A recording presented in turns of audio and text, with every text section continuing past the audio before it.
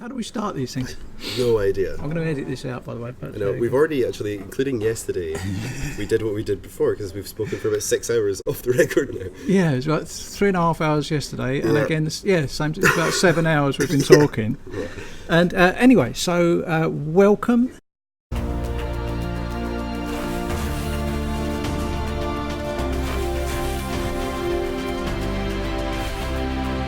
This is my second interview with Gary Hesketh, better known as Smartbluecat, creator of Inigo, everybody's favourite follower. Why no cameras? I just want to keep it separate from everything in my normal life. It's a weird one because it doesn't feel like a lot of time you can go a long time thinking that no one knows Inigo, no one would care who I am, and then I walk past someone in Euston Station wearing an Inigo t-shirt, or someone recognised my voice in Tesco once. It was like, is there any chance that you're Smartbluecat? And I would like to not have any of those things affect my daily life. I just would like to keep it totally separate. Not that they would affect it in a massive way or anything, but even just the minimal effect it may have is enough. Is enough to kind of not do it, not to expose myself to. You're not hiding a secret identity. You're not actually Banksy. Well, that as well, yeah, but you can't talk about that. Batman yet. or top secret. I was looking for a list of questions to ask you, and while I was going through that, I saw a post on Facebook, and it said that this post said that everybody asks you how you are, how's your health, how's your job going, and everything. Nobody ever asks you, are you happy? So, Gary, how are you? Are you happy? I'm happy a lot of the time. I do things that make me content. Happy seems like a very strong word. It's a little bit overzealous. I don't know. No, I'm happiest when I'm working on things. So the more I get to work on things, the happier I am. I'm happy when I'm spending time with people I love, and everything else is just waiting for those other two things to take place, I suppose. Generally speaking, I'm fairly happy. I have dark moments as well, obviously, like anybody does, but generally speaking, yeah. What do you do in those times of dark moments? Just do what I can to push on through. Just get back to work. Yeah. I mean, very often that's what really helps, is just, I've learned to kind of beast myself in that regard, and no matter how I'm feeling, I force myself to do something creative, and that will very often help drag me out of those moments. But generally speaking, if I'm working on something, a large part of my day is what could be considered happy. If I'm sitting around and I've got nothing to do, if for some reason I don't have a sketch pad or a writing implement or a computer or something like that, then I can be pretty grumpy and I'm not good. I just have to retreat into my mind very often. Yeah. Okay, that sounds good to me. Can we go back a little bit, way before Inigo, and talk about past projects? Okay. Robotterfly. Mm-hmm. I absolutely love it. It's a, how long is it? Five minutes? I think it's a little over. Yeah, I think it's 5 or 6 minutes. But it's a beautiful movie about a robot who spends his time winding clocks, and his life gets changed by a visiting butterfly. And I'm watching that and feeling so much empathy for this mechanical device, this robot. This metaphor for one's own drudgery. Exactly. So, yeah. So, did any of that kind of spill over into Inigo? Because you've given us a great deal of empathy with Inigo. Yeah, I've always been interested in, I don't know how to express it correctly, but some form of honesty and not shying away from those topics without trying to be too trite, and kind of cod, and Robotterfly is an attempt at that, I suppose, but it's never the reason why I do something, but when I see an opportunity to put it into my work, then I normally take it if I can, as long as it doesn't disrupt the work as a whole. So Robotterfly was your idea, you created it just for yourself because it was something or was it? Yeah, it was originally, actually, Robotterfly came about because of Radiohead. So they were doing a competition for their new album, which at the time was In Rainbows, and they were looking for concepts for a music video, and I built this junk robot because I like the idea of this junk robot that was just doing the same job every single day, winding clocks. This thing, he's far more advanced than the clocks he's winding. Yeah. And then, something coming down with this very mundane thing, a clock, and changing his life forever. And that was it. And I did it as a storyboard, I think. And it didn't even make it into the first round of concepts. And by that point, I'd kind of built enough of the robot. I was learning 3D at the time as well. I hate looking back at that. There's so many mistakes in it. Yeah. That was 10 years ago? Oh, easily, yeah. It took me about 6 months to make from beginning to end, because I had no clue. I'd never done anything that big before. But I just made it into its own thing. I started scoring it. I had a friend of mine record. He had a power drill, so I had him record a bunch of sound effects and I just slowed them down and sped them up, used them all for the robotic arms. I was doing very silly things back then. Like every single beat of that butterfly's wing is animated individually by hand. Like so stupid. And there's so many different ways. You said something about the file size of that. It was 50 gigabytes or something? Yeah, it was huge for me at the time. That was back when 50 gigabytes was a large big. file. Yeah, it's actually rendered out in a CinemaScope format, but quite a low resolution version of that. But the format was quite large. I think my laptop that I did it on, I think I only had 200 gig to play with. So, and all the assets as well, it ate up a lot of space. Yeah, my first computer was 3.1 gigabytes, and I was told when I bought that I'd never need a larger hard drive than that, and it very soon. I just remember everything being measured in encyclopedias and dictionaries. Dictionaries or encyclopedias could this hold.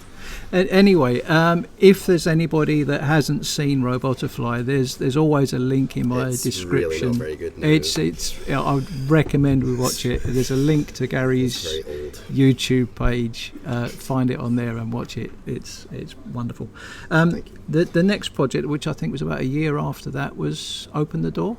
No, I mean, there were lots of projects in between.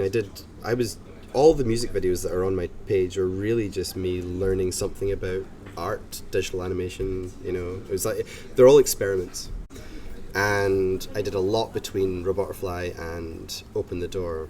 And Open the Door was meant to be this 20-minute grim fairy tale. It never got finished. It was cast, I had all the performances done and stuff, and then another bigger opportunity came along, so it had to be cancelled because I couldn't do both at the same time. And then unfortunately that took 2 years of my life, and then that failed after 2 years.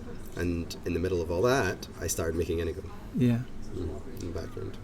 But between Robotterfly and Open the Door, I think most of my music videos were created in that time. Yeah, certainly I'm Okay, Create Myself, all that stuff. It was all going at the time. But you know where I'm going with this, I think. So go there. What is it? Open the Door. You said something bigger came along and you never finished it. Should we be worried about that with Inigo? Not because something bigger comes along, but there's always a chance with any project the size of Inigo. I mean, Inigo already has more features and has more content than most completed mods. I could whap on a very simple dungeon crawl and make a big Daedra and call him the Doomstrider and have you kill him, and then it feels like sometimes that's what people would be fine with. You go, okay, well then I'll stop complaining if you just do that. Yeah.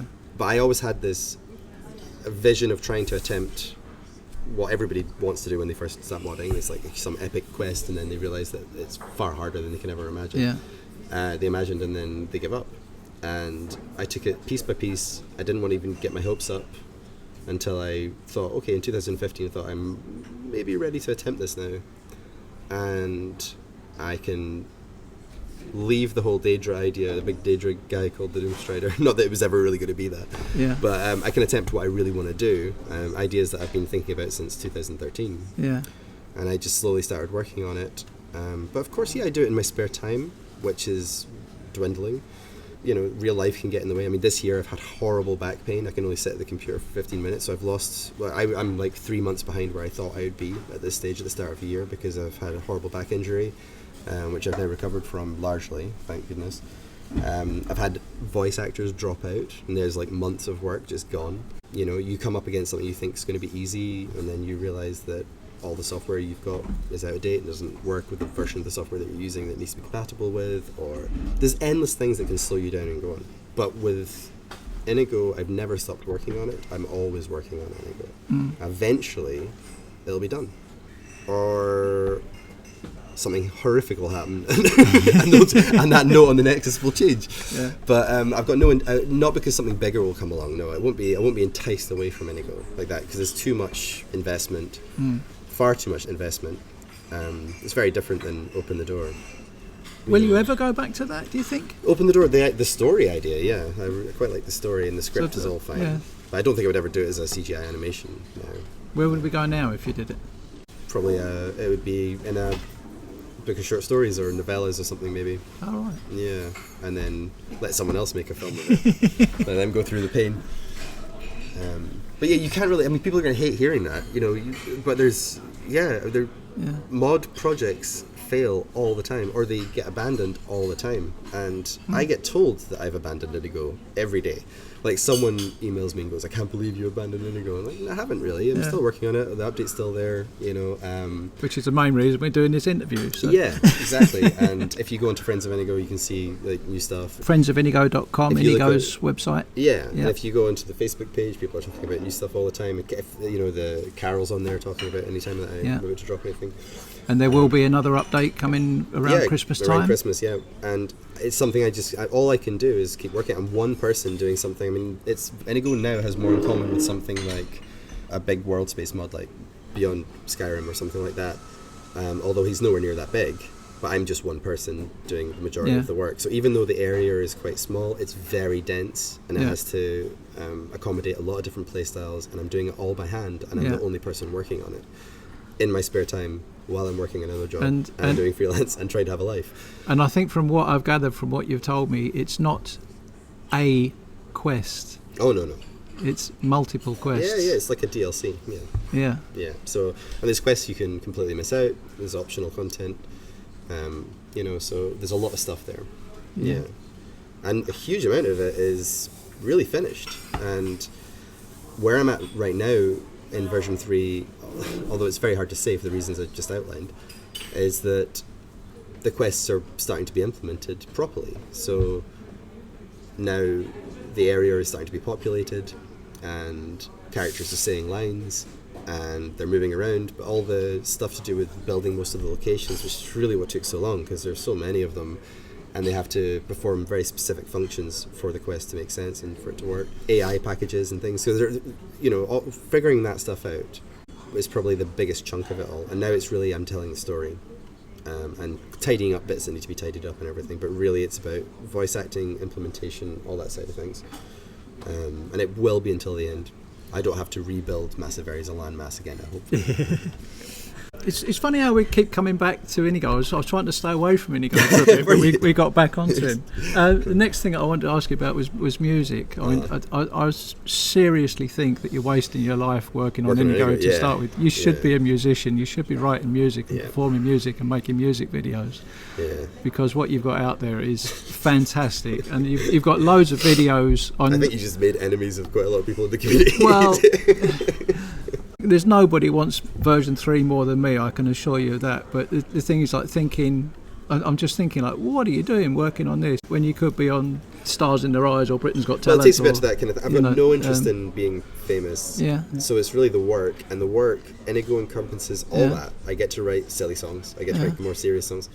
But I get to do all those different things, art and acting and, the game design side of it. It's a good place to put all my efforts in one. If I've got to use one project, it's good because there's so many different disciplines all in one area. Yeah. But I still write music. I've got loads of original music that's not out there. Yeah. But there's several videos, music videos on your YouTube page. Yeah. But there's only 3 on iTunes. Yeah. Yeah. Those are the ones that were better produced. It was a learning tool. I was like, okay, well, I'll just see what I can do. Music had been my entire life, remember, for years. I was in a band for a long time, and that was it. That was going to be my life. And then, inevitably, as these things happen, they fell apart in quite a messy way after years and years. We were like a decade together. And the music that I created after that was very different. The stuff that's on my channel is my music. And it was really, I think, just kind of exercising a lot of that stuff. It was kind of getting a lot of that stuff out. But I don't really feel a need to do it, whereas I do feel a kind of compulsion to keep working on Inigo. And I think that's the best answer, really, I can give, because if it was as simple, logically speaking, I get it. You're right. Like, I had some luck with some of my music, but there's not much return for something that I don't really want to do. With Inigo, there's not much return, but it's something I want to do. You want to do it, yeah. And I'm driven to do it, yeah. And if the time's right, I'll go back to music. Inigo has a number of new songs in version 3, so it's been kind of interesting doing those. Yeah, I'll just sort of link in the empathy thing between Robotterfly, so feeling empathy for a robot, and with Inigo. But then there's one of your songs, Scars. Yeah. And there's a line in there, whatever monsters made you, broke you and blamed you, cut the cord and free the kite. That's such a beautiful image. You know, and it sort of gives you that kind of, there's that empathy thing going on in there. So I hope so. Yeah. To use the old phrase, that's really what sins of your fathers. It's like, what do you pass on? Yeah. And there are a lot of people, unfortunately, who pass on their damage because they don't really understand their damage, and they pass it on to their children and the people around them, and it's a chain that really should be broken if possible.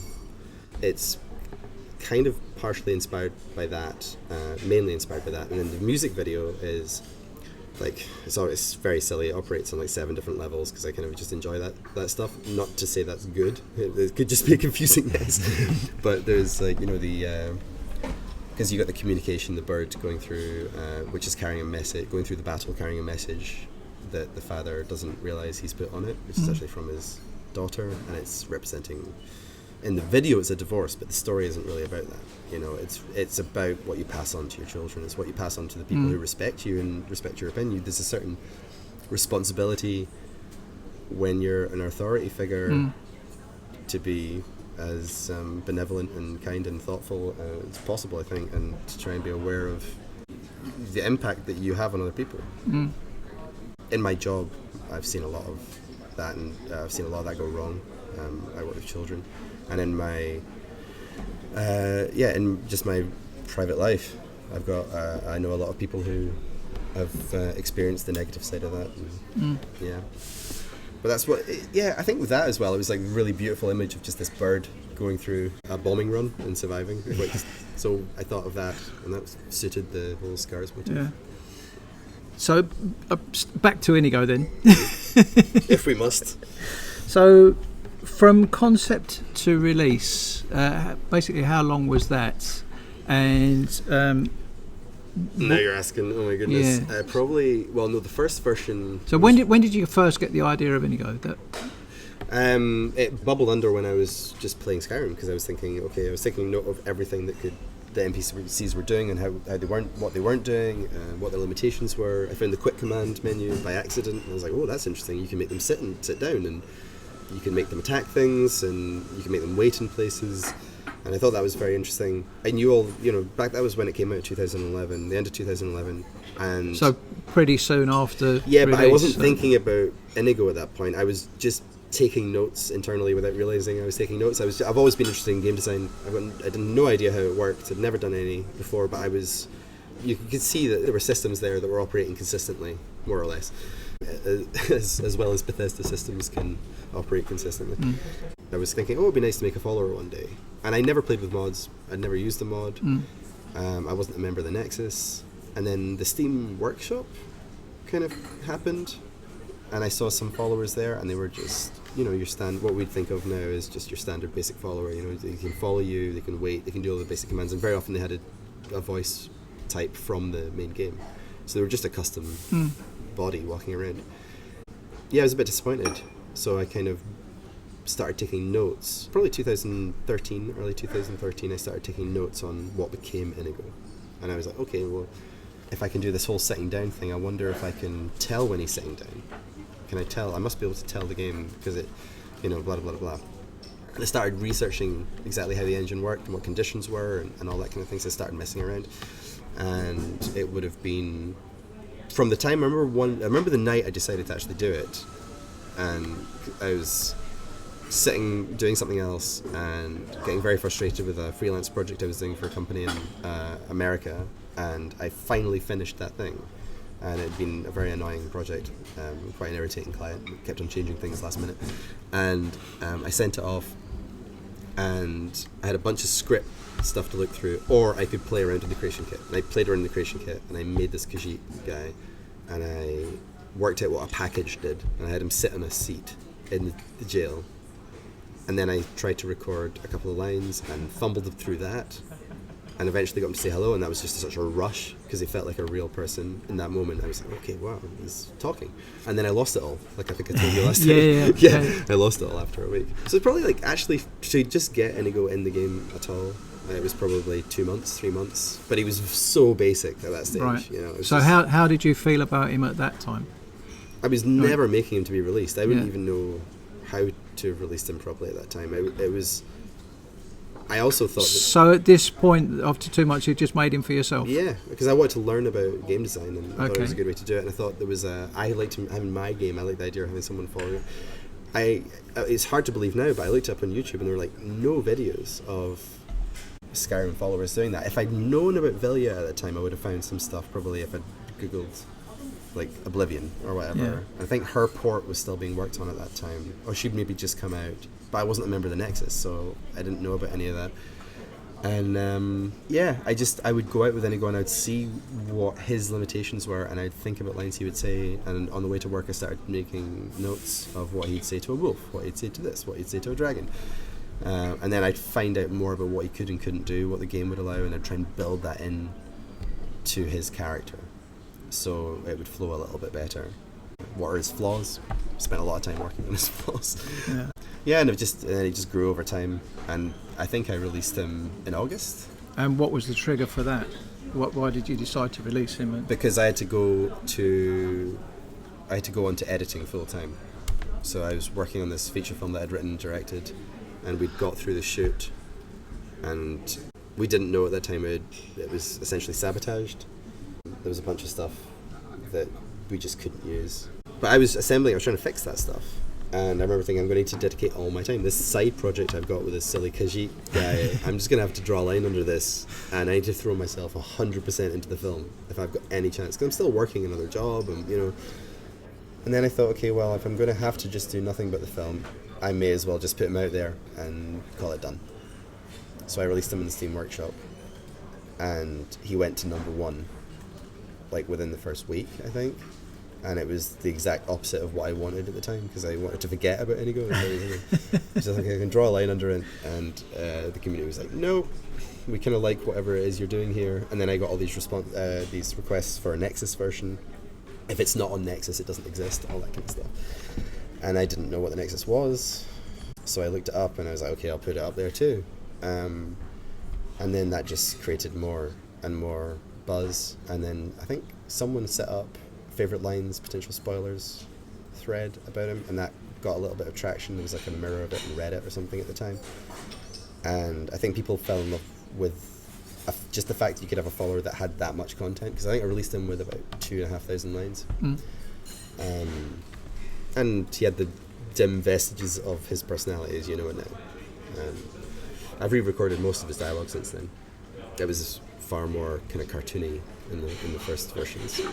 But yeah, so Inigo wouldn't let me work in the film. The film was dying. I felt that Inigo was a much better place to be. And in the end, I continued to work in the film for the next year, and then talked to everybody else in the production, and we decided that it was over. So this film never got finished? No. When you're in a creative field, you end up working on something all the time, and a big percentage of those things never come to fruition. Just because of stuff that happens. But I've always been very pig-headed. I'm normally the last one standing. On that feature film project, you're relying on other people and things, and now you've only got yourself to... Well, that was another big thing about Inigo, was that I didn't need to wait for other people.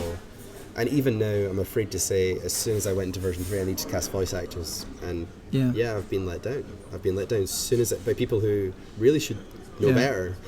And I obviously take all the brunt of the blame for that. I mean, I've lost 2 months of time processing files that can never be in the game. and that's a long time. You're sounding to me a little bit like Basil Fawlty now. Yeah, so that's what it feels like a lot. You're just running around fixing these problems. I don't know if people across the continent are aware, but we've got an old sitcom called Fawlty Towers, and the main character Basil Fawlty he runs a hotel, but his kind of attitude is that he could do his job a lot better if he didn't have any guests there, if he didn't have the people to work with. I mean, don't get me wrong, there's the people I've worked with who are amazing, and it's like I recently I finally got around to getting lines done for a very important character in version 3 who's vital to the story, and I knew who I wanted to play this role for years, but voice acting really comes at the end. And this person, she's been amazing, absolutely fantastic. Other people, not so much. You get people who try and change your lines entirely, because they're actors, they know what they want to do, and you're like, okay, well, I don't mind you changing your line as long as you're actually changing the story. What's my motivation here? So. Like all that stuff. But then on top of that, they just drop out. They just go, oh, well, it's not like a proper job. Can't do this anymore. I'm like, okay, well, if you can't do this anymore, you've made all the work you've done up to this point redundant. I can't use your voice file if I can't finish. If I can't have you there, I can't piece together what I need from the end. So now even the way that I deliver lines, the way I deliver scripts and stuff to actors has changed. So I always try and get them to do a rough selection of yeses, nos, maybes, agrees, disagrees, all that kind of stuff. So if they do leave, I can piece together stuff. But it's never as good as what's actually written. And luckily I've got people I can, most of the roles there's one role I need left, but I've got a list of people that I'm going to go through for that. But yeah, stuff like that can let you down. So Inigo, when I started him, the fact I was just doing it all by myself, that was a big. But on the flip side of that, you have had voice actors that have done really good jobs and definitely actually finished their characters. Oh my god! And done. Talk about collaboration. CD Cooley, Nicole and Carol, and the people who just kind of help out all the time. That's a form of collaboration, and I'd be completely sunk without that stuff. The fact that there are people out there that can answer the questions that I get asked every week on my behalf and solve those problems, so I don't see they're like ninjas standing in the way of all this these arrows that are coming at me all the time, and they're knocking them away so I can do the work, the important stuff, and I'm endlessly grateful to them. And I mean, oh my god, the stuff that CD Cooley's brought to Inigo, I mean, things like the whistle, the commanding a follower at distance, that really was a direct collaboration. It's like I wanted it to be just a stop combat thing, and then it was going to be a kind of quit it yell, and then I changed it to a whistle, and he was like, what if we change the command state through it? Then I was like, well, could we change his aggression? And it just grew and grew and grew and became this thing. None of that would have happened if he hadn't been a collaborator, in the way I was. And his code is so clean. So I'm not against the idea of human beings all together working with them, but it's sometimes there are benefits to just doing something where you don't need anyone else's help. Yeah.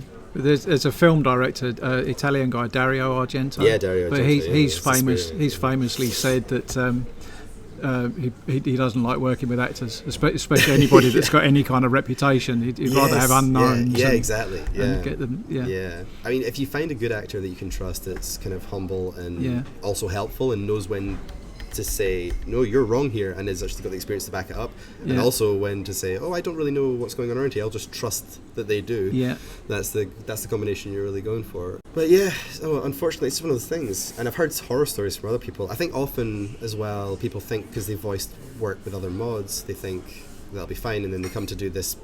It's one particular role that has caused a lot of people issue, and they're like, oh, I could do that, no problem, and they show me what they've done. I'm like, yeah, maybe you could, I really like the sound of your voice and all that kind of stuff, but it's the amount of dialogue. It's always the amount of dialogue, because they get a few hundred lines in and like, this is normally where I'd stop, and you're a quarter of the way there with this role. Come on, it's part of it, I suppose. But anyway, I mean, it's another reason why, going back to the original thing of will it ever be finished, it's another thing that you can't predict that someone is going to be like that, If they're professional, they've worked on other mods, and they've got good reviews, and they're a good actor. You can't tell that after 2 months they're going to get tired and just back out. Just no more than I could tell if my back was going to completely go, and I was going to be unable to kind of sit or be in any position near a computer for any length of time. So yeah, it's just, I keep working on it, see what happens, day at a time, closer and closer. Every day it grows closer to that finish line. There's a very defined plan. I'm not making it up as I go along, so it definitely is getting closer to completion every time I work on it. You do know the ending and how to get there, so. Oh yeah. We spoke about voices. So last time you said that when you do Inigo's voice, you have to warm up to him. Mm-hmm. How do you do that? What do you actually do? I just do the voice, and it starts off not really being like him, and then over time it slowly becomes. There's certain lines, I'm sure all the people who do voice acting out there are going to, be able to relate. But there's certain phrases which can key you into a character a bit quicker. Go on then. No, I mean with Inigo, but the thing is with Inigo, it's a selection of different things. If the room is too warm, it takes longer to warm up. It's weird. It's like, because it's such a gruff thing. With Langley, I can go into it instantly almost. With Inigo, like his original voice was like really far more like, I am here for you. It was really raspy all the way through. Yeah, that must hurt. And yeah, it would. I could only record 50 lines a night, and then I'd take 3 days off, and then go back to it. Whereas Inigo now is more like, I am here for you. It's more like that. That's Inigo. And so there's a big difference between those two styles in terms of what they do in the throat. It takes, to go into it and say a sentence, I do a couple of those short little exchanges, even just like, and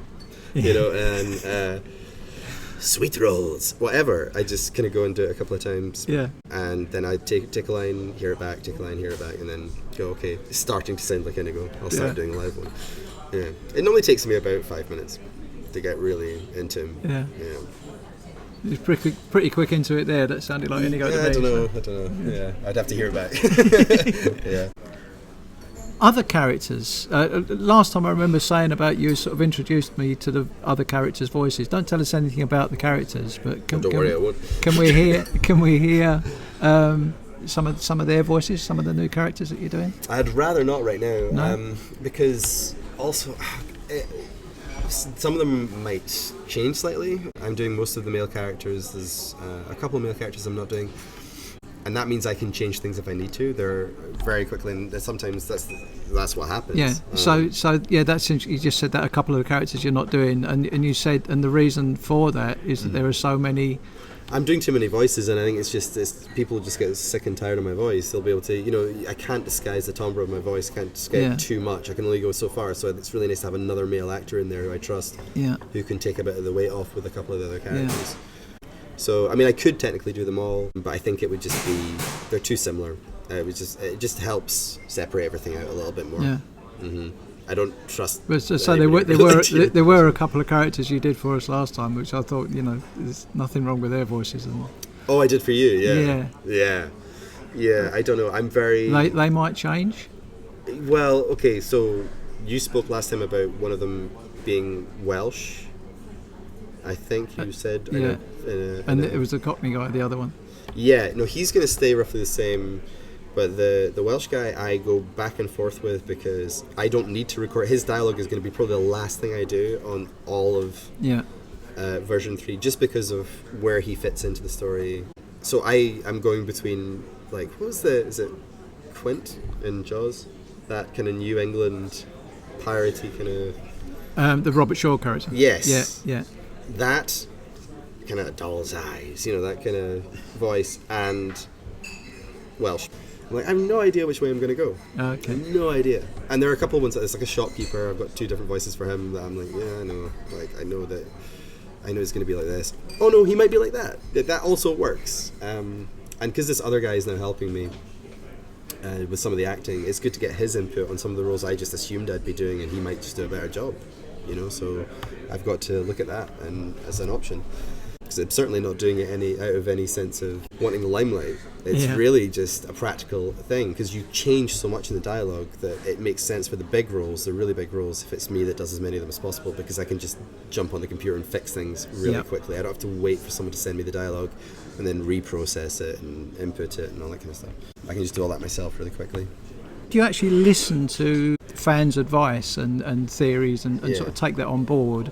And is version 3 actually taking longer because of you've been adding things that people have asked for? And No, not for that reason. Well, maybe, but not by a very small amount. It's a tough thing that I think every mod author goes through, because it's one of very few mediums where you kind of have to listen to your audience.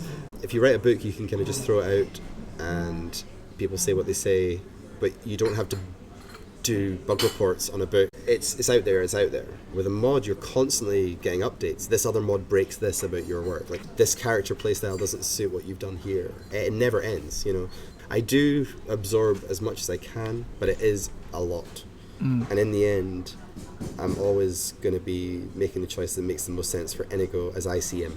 You're sticking to your guns with his story, where it's going, and if somebody worked it out, you wouldn't be changing. Oh no, not at all. Yeah, because there are threads in there that already kind of predict a lot of that stuff, but I've made it very obtuse. But no, I do listen to a lot of feedback, and a lot of feedback I disregard because I've heard it a million times, and it's just the people want Inigo to be something he's not, and that's really what a lot of the negative feedback comes back as. Practical applications normally of ideas are normally, if I haven't done them, there's probably a good reason why I haven't done them. For instance, I'm trying to think of something. The silent roll thing, like I might have to get rid of Inigo's silent roll, and I've been looking for ages a way to implement it as a condition. And the reason I'm trying to I might have to get rid of it, is that it looks like at some point in the last few years, the engine was updated, something changed about it, and the silent roll sticks followers occasionally. And you need to get them to, it's an animation state glitch, and they'll occasionally get stuck in a roll. They'll just totally freeze in the middle of the animation. It happens on SE more than LE, I think. And the quickest fix for that is just to get rid of it. I could maybe make it, there's a bit where you can make a perk attendant to a magic effect, so when the magic effect's active, the perk suddenly becomes active, but in general, you can either delete the perk from a character, or you can add a perk to a character, but it's very hard to do that in-game, so it would probably require some other version of it that was linked to an item if someone wanted to keep the silent roll. Like, you could wear something and that would maybe give him the ability to silent roll again. I don't know, it's sad, but it's one of those things in the end it's going to make him play better. It's much better than him just sticking and players turning around and going, where's Inigo? Yeah. Oh yeah, he's stuck in a weird position, like halfway down the staircase, 50 yards back. Okay. Yeah, so things like that. So, Sen Howler, you've got an answer to your question, and I haven't even asked it. So, what was it about the silent roll? That was going to be a question from Sen Howler about the silent roll, but you've already see it sticking. You've already got your answer. Was it about it sticking? Or was it... Put it away again now. Would you ever consider an option to disable Inigo's silent roll perk? He said that he uses a speed boosting ring, and Inigo is always trying to catch up, and this results in him rolling a lot, and he often rolls right off a ledge. I'd just get rid of that other mod personally, but yeah, I mean, you can't. I mean, honestly, if you actually imagine how many different mods are out there, and the geography of all the different load orders that Inigo's a part of, and trying to take all those things into account, I mean, yeah, it's a nigh on impossible task. All you do is try and make things play as well as you can together. But there's certainly, it's like, you learn very quickly if you use Skyrim with followers to, when you walk up to a ledge, you walk up to the ledge and then you step to the right or left, because you know that their update time is bad, and a lot of them will run into you and push you off the edge of the cliff. And certain things you just need to work around, I think. But yeah, the silent roll probably will be gone, but I'm not sure that'll help you too much, because he'll still probably run off the edge of things occasionally if he's trying to catch up with you and you're speeding that fast. You can slow down his run speed and things like that using the MCM if you're an LE. But yeah, I did indeed answer that by accident. You did. Well done. I was going to ask... It's automatic. How big is version 3? In what respect? In any respect you want to answer. File size, definitely, but areas, how many kind of areas are there, or whatever you want to answer to that question. How big is version 3? It's bigger than I think it is. Definitely.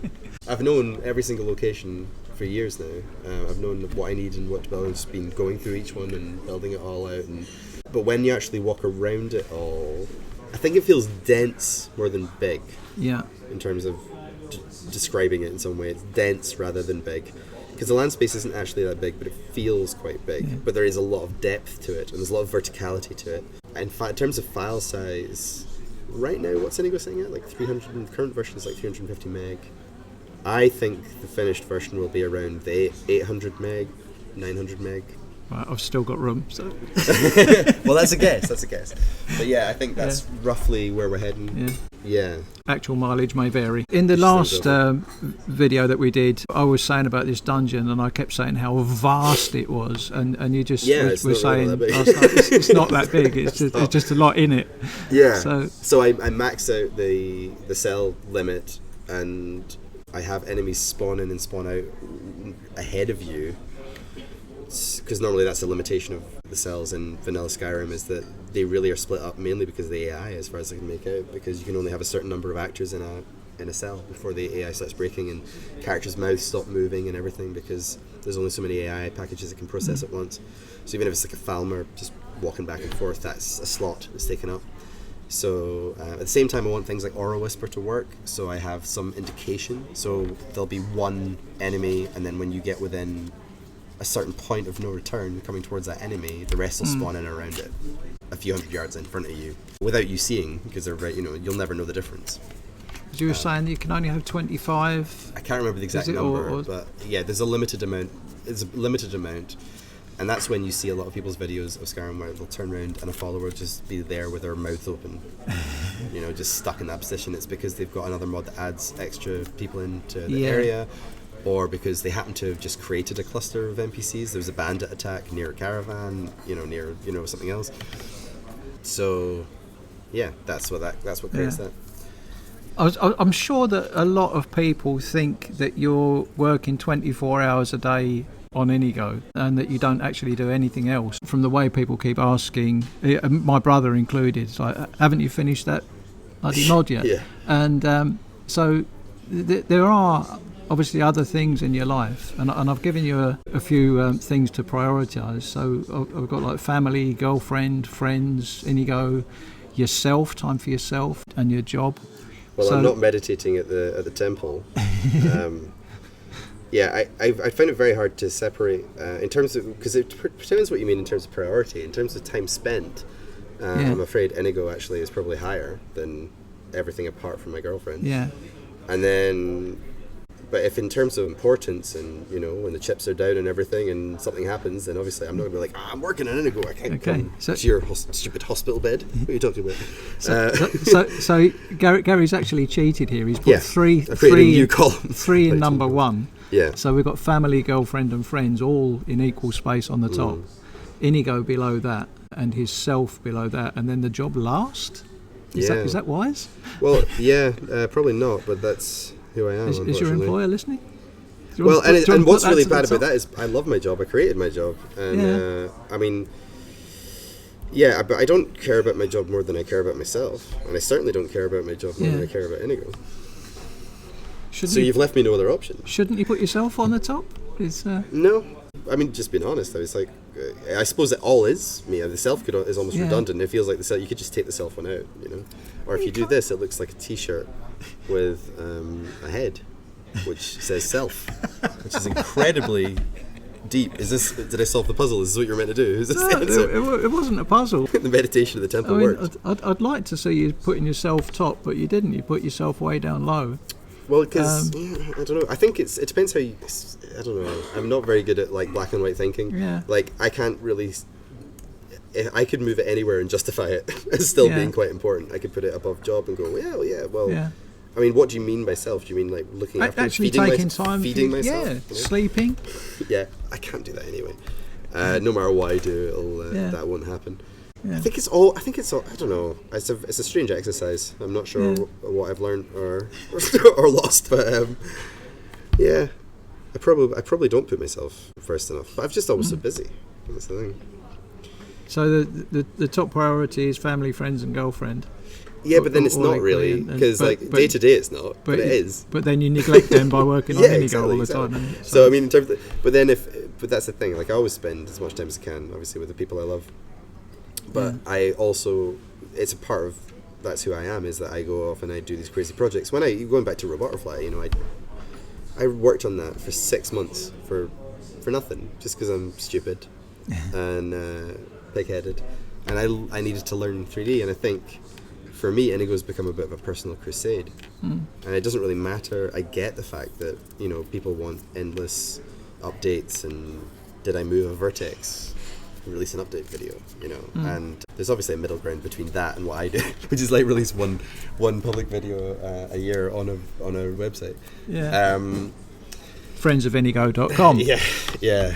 But I am always working on it. Like, there's not a day that goes by that I don't work on Inigo. And that's still true. I've been working on Inigo for 6 years now. And that's just crazy to me. Yeah. But at the same time, it's the most gratifying thing. I'm still learning stuff, like, every day. And that's the other thing. I don't really know how to do what I'm doing most of the time. I go, I need to do this somehow. And then I spend days figuring it out. And I think sometimes, just because they don't have the experience and they're not in that world all the time, I think it's very easy for players who are not mod creators to kind of think you're laying brick. Yeah. You're just moving along a series of jobs that you need to do and then it's finished. And that's the furthest thing from the truth. That's not how anything creative works. It's certainly not how modding works. And you find this doesn't work, you find that doesn't work, you find this works better, you find this crazy other thing, this idea would fit this other thing in a much better place, you find the aesthetics aren't working anymore, you think of a better theme, you see a theme emerging in a story you never saw before, and you go, I can tweeze that out a little bit more. And things just evolve, and you're always batting down feature creep.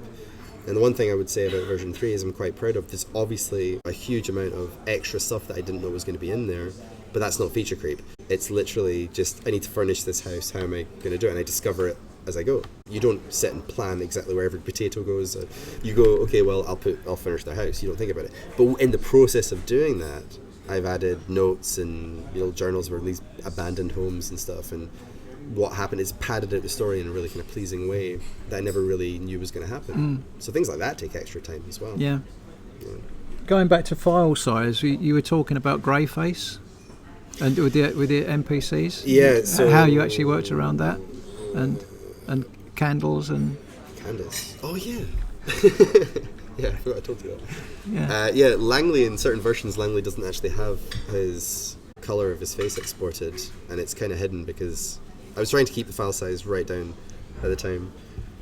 So I moved the position of the lights in Langley's cabin around slightly and gave them a kind of warmer glow, trying to make sure that it would be like a little less obvious. So his head, in all the places where he's idling or he's doing stuff, like he's cooking, generally he's cooking, he's writing, or he's doing alchemy, or he's sitting at the table or sleeping.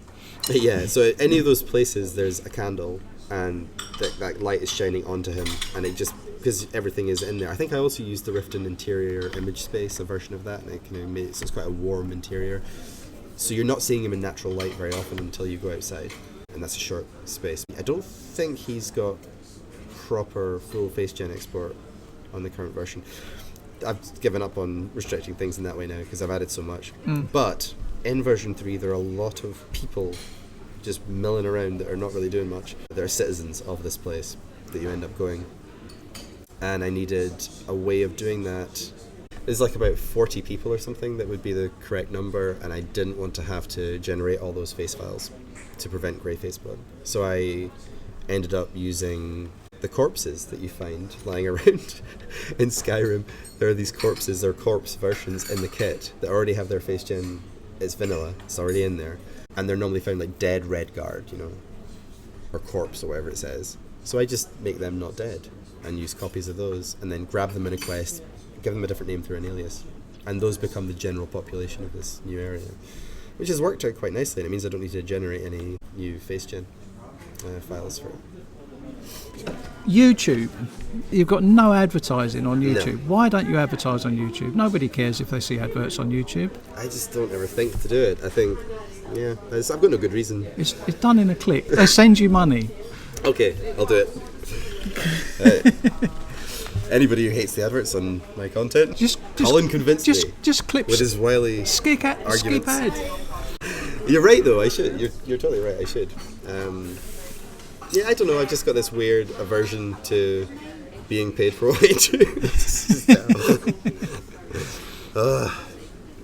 My own worst enemy. Yeah. Yeah, and you should get those other songs on iTunes as well. So I've actually got you on here. So there you go. Oh my goodness. I can't buy any more. No, you can't. I haven't seen, although to be honest, I haven't seen royalties from those in 4 years.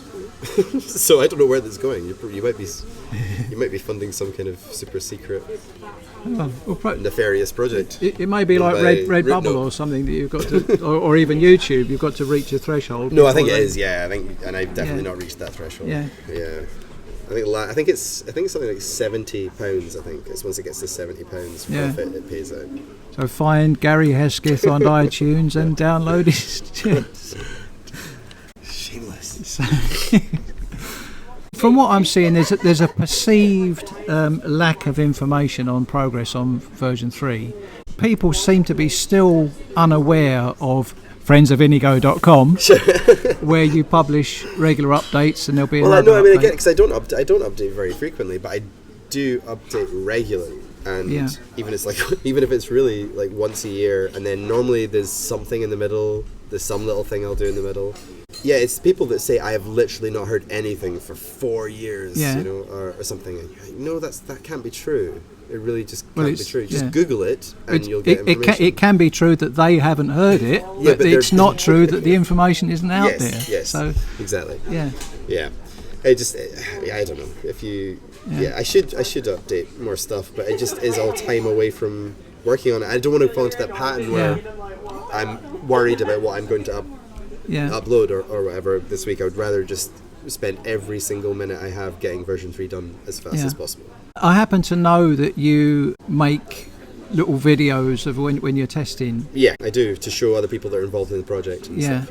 Yeah. And if I made those gameplay ones available, oh my god, it would be. I think it'd be a terrible idea in most cases, because you're seeing something that's unfinished. It's really, look at this. Is this okay? What do you think of this? What would you do here? And there's bits in the corner. People get so into it, which is, I love them for it. It's absolutely fantastic. But they'll see things that aren't there. They'll see an object that I placed as a reference just for height, for scale or something, and they'll read so much into it, and it'll spawn Reddit threads. This is what happens. It's crazy. It'll be the skeletons under the cabin all over again. And then, there's things that I want people to... I don't want people to get attached to too many things. There are things I do in those videos where I'm like, okay, this is an idea I'm mucking around with, and I'll be in there for months, and then I'll find something better and I'll swap it out. Yeah. And they'll get all attached to it. I think the less preconceptions they have going into it, the better. Having said that, the ones I release, the unlisted ones that are public through the website, I will probably make those listed. After talking to you about it earlier, I think you're right, and I think I could probably make those listed, and then there is, because those updates are kind of far more considered, they're slightly more carefully created, so I'm a bit more careful about what I show in those. Yeah, but I'm just thinking, there's currently a lot more people subscribed to your YouTube channel than there are actually members of friendsofinigo.com. Yeah, but none of those people really probably subscribe to see Inigo stuff. It's all, I had 9,000 subscribers based on my music, and the subscribers count just fell because I stopped producing anything. That's totally fair enough. I'm not that interested. I'm only interested in the work. Yeah. I know I should be. I'm just thinking that I personally discovered your YouTube channel after I downloaded Inigo, and I thought, there's the guy that created Inigo. Yeah, definitely. Subscribed and rung the bell, and never a video. Yeah, exactly. I'm told all the time that I have it's almost like I have a responsibility with this number of subscribers. I should be doing something with it, and blah blah blah. And I can't live my life that way while I'm trying to do something this big. I can't be worried all the time about what other people are thinking. Some people come up with these amazing ideas that I consider, if they're functional, like things like limiting the Dragon Soul absorption dialogue. I know, some people can't take a joke. If some people think that the joke is poorly written, if some people think that's up to them. And if I can give those people a way in-game to not have to experience content that they don't want to experience, I think that's great. And I could do that, so I did it. So, examples like, I never would have done that without the community. On the other hand, constant input from the community about things that it's just totally unfeasible, doesn't make any sense from my perspective of where I want to take it. And the more I put videos out, the more I explain what I'm up to, the more resistance I'll have, the more people will be like, oh, you should do this, and here's a great idea here, and oh, see that in the background, this is what this is going to be. And I already get enough of that, and I kind of just want to be a hermit left alone in my woodshed, and one day I'll stagger out covered in paint with probably a nail through a finger. I did it! And I'll slam version 3 down, and I'll stagger back off into the woodshed and start something else. I don't have that urge to kind of just be always on. I think doing talks like this is kind of useful, because it's like I get to be very candid in a way that is probably going to, not be to everybody's liking, because I'm not telling them what necessarily they want to hear, but I'm being honest. This is just exactly what it's like. This is what it's like to be in this position. If I listened to what people told me I should be doing all the time, Inigo wouldn't be Inigo. Inigo never would have been the Inigo that people like. I was told early on that I needed to change him to female immediately by a lot of people. Like, a lot of people, there's no followers that are ever popular unless they're female. And you could easily do this. How many lines has he got? Oh, a couple of thousand. You could get a voice actor to do that. They wanted, obviously, his colouring needed to be changed. The stuff like the improvised song, that would have been considered a complete waste of time. People were like, no, I want him to be able to say when another mod is active that they're in a hall. Oh, this is a nice hall. And like that, instead of doing that, I went and did a 20-minute song. And that's, I'm not saying it's necessarily better, but I'm saying that's what I wanted to do. That's where I wanted to put the time. And how are you going to know what mods you're supposed to interact with anyway? You don't know what anybody's installing. No, and I don't really play with very many mods. And I just try and stay away from I just try and make Inigo the way I want to make him. I want to tell a story. I've got a very clear idea of where he could go in terms of where I want him to go. And I'm trying to get him there without too many compromises.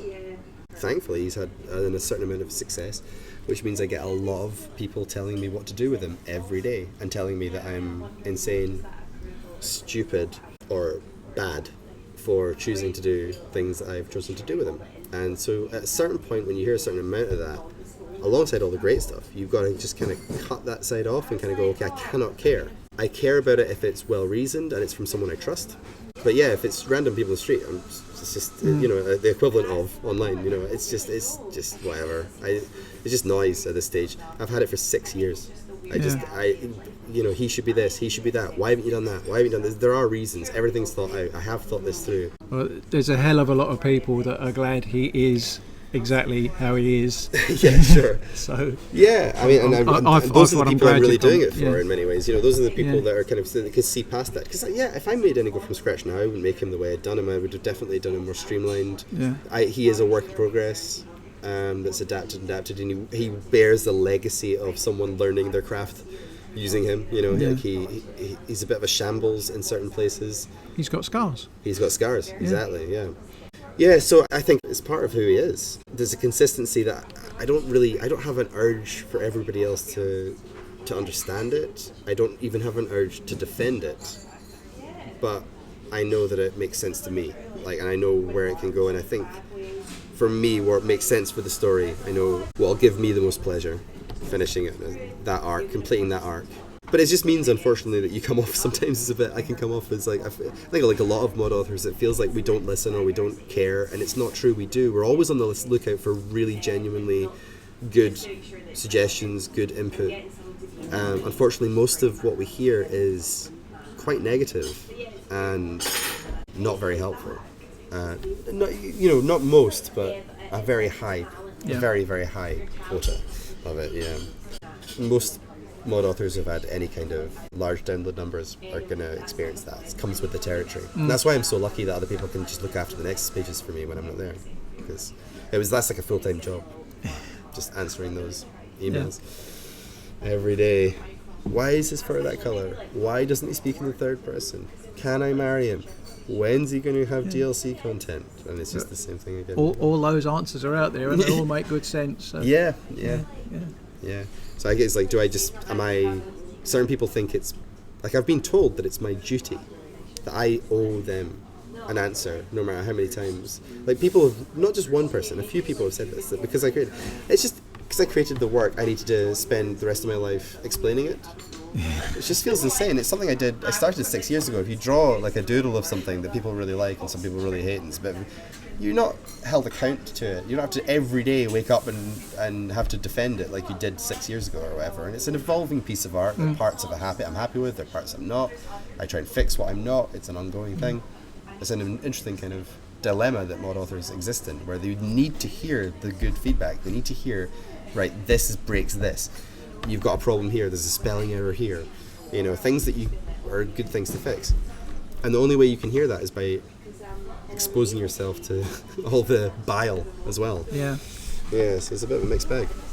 That's why I'm really thankful for Inigo's got the best community ever. Compared to other mods of similar type, there's so much positivity, relatively speaking. You know, there's a lot more thought, and there's like so much creativity, all the fan fiction and the art and like everything that goes around, and the sculptures. It's just insane. There's so many talented people out there. I'm very proud of Inigo's friends. Like those are the people that chose to adopt him. Like he's a part of their group. Like that's really cool. That makes me quite proud of him more than anything else. It's like the people he attracts. See, the people he tends to attract. You know, not the people who just try him out for a while and then complain, who's really who I was talking about earlier, but the people who really form some kind of, you know, attachment to him, like him for who he is, you know, and just enjoy his company. As many of us, he becomes real. He actually sort of takes on his own kind of life. So yeah, that's the beautiful thing. Like it's that's always the hope. Part of me doesn't really believe it, and then I get snatches of it because I'm so close to it. But now, after 6 years, it's at the stage where I now am hearing dialogue that I've forgotten I put in, and I'm not thinking, oh, I forgot I put that in. I'm thinking, what was that? I've no memory of recording it. I've got no memory of, like, normally it would be, oh yeah, I remember doing that. Now I've got no memory of doing it. It's got enough time. Maybe you didn't. Well, this is the maybe thing. He really is sentient. It does. It supports the theory that he's sentient. Yeah. Anyway, I think I've monopolised you for long enough, but when I put it out there that I was going to come and meet you, there was lots of people sent me in questions to ask you. So no worries. Is there anything else at all? You want to preempt something? What do you think? Upon hearing this, what are people going to ask? Well, I put it out. The vast majority. How much sleep did Gary get? None. Like I've literally been awake all night since yesterday, I'm afraid. So I'm very rambly and. The vast majority of people either wanted me to give you a hug. To just literally just say thank you for creating Inigo again, which you've heard 1,000 times. There's so many people since the last interview as well that have said that you've helped them in like dark times where Inigo has put himself forward. I've heard that time and time again. That is really amazing. That is the ultimate. So lots of positivity. But the question I'd like to begin viewers' questions with is from Matt Jacobson. And he says, ask Smartbluecat to fix Jazaro. Yeah, he really ruined Jazaro with all the comments he gave Jazaro, and fix Inigo so he stops killing guards. Okay. Inigo obviously talks to Jazargo. I guess that's who you mean. I tried to keep him in character with Jazargo's very cocky character. If you don't like it, just turn off his ability to talk to NPCs. That's what I'd suggest. You can do that under his talking options. Attacking guards, it's not an Inigo problem. You're probably using AoE. You see, this is just what it's like. This is what I'm going through it. I've heard this so many times, like every one author has, every fellow author has. Inigo doesn't attack guards. He's got no faction relation with guards. I can't say it's ever been a problem for me. He doesn't attack guards. Yeah, so I don't know. Next. Whatever. Okay. Miranda Miller. She says that she's a professional editor with almost 15 years of experience, and she's offering her services to you free of charge. Proofreading, Inigo subtitles and books, etc. She can be found, if anybody's interested in hiring her, on www.editingrealm.com. That's great, Miranda. I'll add you to the list. I've got a number of professional editors I already consult with who very often don't agree on things. So having someone else on the list may prove useful at some point. It's always nice to have contacts like that. So thank you for putting yourself out there. Somebody says to tell you that Numpty said hello. Yeah, I say hello right back. I love that, Numpty. It's the best Numpty. And Lonely Aura would like to translate Inigo into Spanish. I think currently there are 4 Spanish versions of Inigo in the works, and none of them have... I don't get regular updates on any of them. Very often people will start a project like that, and it takes a couple of years normally to do it properly, because I don't allow Google Translate of my work. It needs to be done with care and consideration. So if someone wants to translate into Spanish, just be aware of the fact there are already another 4 people out there trying to do it. You might not get there first. If you want to try it, by all means go ahead and do it. That'd be fantastic. Just remember that when you're uploading, it's just an ESP you should be editing, no BSA. So people still are linked back to the original mod page. That's the number one thing. As long as you don't just take the whole thing wholesale and just upload it with Spanish subtitles. Just edit the ESP. It's standard fare for any translations. I don't mind. Just give me... Unfortunately, my PM box is so full, it's very easy for me to miss things. But I certainly will get a notification if a translation is uploaded. And if you do that, I'll get a notification straight away. So definitely best of luck. Yeah, go for it. You have my permission, certainly. Anybody does listening to this. If you want to translate Inigo into a different language, as long as you only are willing to only work on the ESP and upload that, no BSA, and you link back to the original files, then have at it. There you go. Right, the next one is Lee Leduc. I hope I'm pronouncing that right. He was at a friend's house for a cookout, and the father and his 6-year-old daughter always end their day with 30 minutes of Inigo time. Oh, that's good. So six-year-old little girl. She has 4 cats and is very feline savvy. Yeah. And she has sent a list of questions. Right, go for it. One, she's got a severe crush on Inigo, a 6-year-old girl. Absolutely despises Langley. Yep, good. And her questions are... Your eyes just went very wide. What have you read? This is from a 6-year-old girl. She said, I know I can't marry Inigo, but I wouldn't mind shacking up with him. Wow. In version 3, there's certainly an opportunity for shared housing situation, although it might be less permanent for the player than it is for Inigo. Aha. She wants to know, does Inigo's tail puff up if he gets scared? Every time. Yeah. Does Inigo do the cat butt wiggle thing before he attacks? Only if he doesn't have any sword or bow in his hand. If he's got a sword or bow, yeah, if he doesn't do that. But yeah, if he's caught unawares, he's on the way to the toilet in the middle of the night and he suddenly sees a spider, he's down on all fours in a flash. He does the butt wiggle. Can we ask Inigo what a tail is good for? Balance. And style, really. It's really cool. He likes his tail. I actually got sent a video to explain this word, but she said, if you rub Inigo's tummy, does he smurgle like Charlie, which is one of her cats, Big Maine Coon? Smurgling is, we call it the kitty massage, where the cat kind of claws the... I think he would have when he was a kitten, but he'd be quite embarrassed if you brought it up now. A cub, I should say. Yes. So, yes. When a Khajiit meets a friend, do they head bump and rub faces with each other? Well, I know certain humans that do that. So I'm sure there are Khajiit out there that do that as well.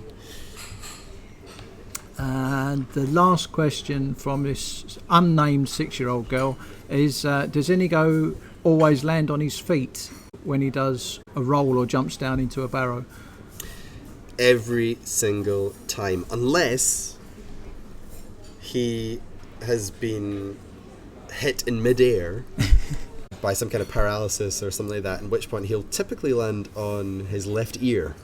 It seems to always be the left ear, and then he bounces back onto his feet. But most of the time, but vast majority of the time he lands on his feet. Grim Reefer, another list of questions. Could we get an item to give to Inigo that makes him talk more rather than less? Well, you know what? That's what Mr. Dragonfly is. I ended up making a whole backstory for him and everything, giving loads more lines and stuff. But it's probably not. No, because the way the lines are conditioned with Inigo is either he says them under the conditions that are present, or he doesn't. There's no timer involved. So other than the timer that says he can't say this line again for a certain amount of time.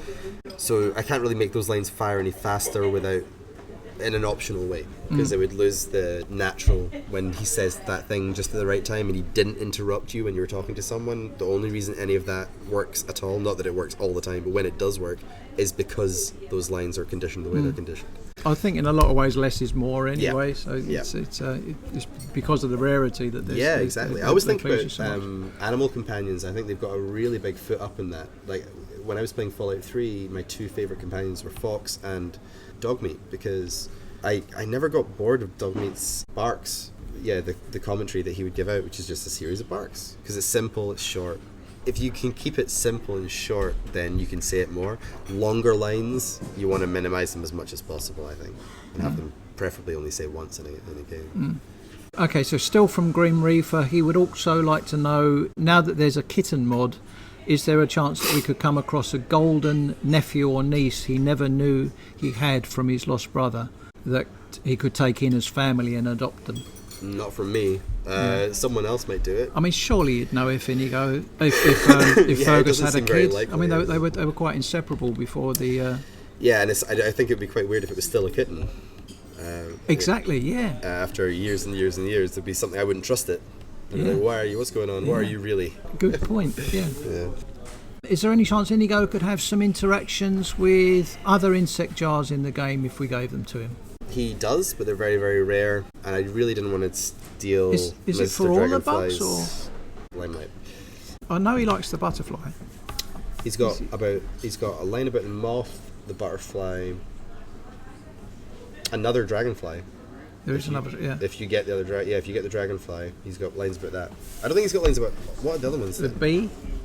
Maybe not the bee. I don't know. I think I put one line in for every jar that was just a say once, and it's very rare. I think it's like a 0.02% chance to fire once. And I can't even remember what the conditions are. It might be that you have to have it, or he has to have it, or whatever. So there are. I'll consider it. Yeah. But it's there's a lot to do. So good luck with that one. Indeed. That's that. That's Grim Reaper. You're finished. All your questions asked. Nerf him. Mm-hmm. If it is possible, he'd like to ask you, how do you decide which options the player should have in the dialogue? Said it would be easy in most cases when the options are agree, disagree, joke, skip conversation, but it could be tricky in others. For example, when you first meet Langley, it's quite obvious that he's talking to Inigo, but there's no option that would reflect that the player character is aware of that. Maybe even remain silent would be. Well, he can't remain silent, because the important thing about Langley is he insults you straight away with a custom insult that's different for everybody. Yeah.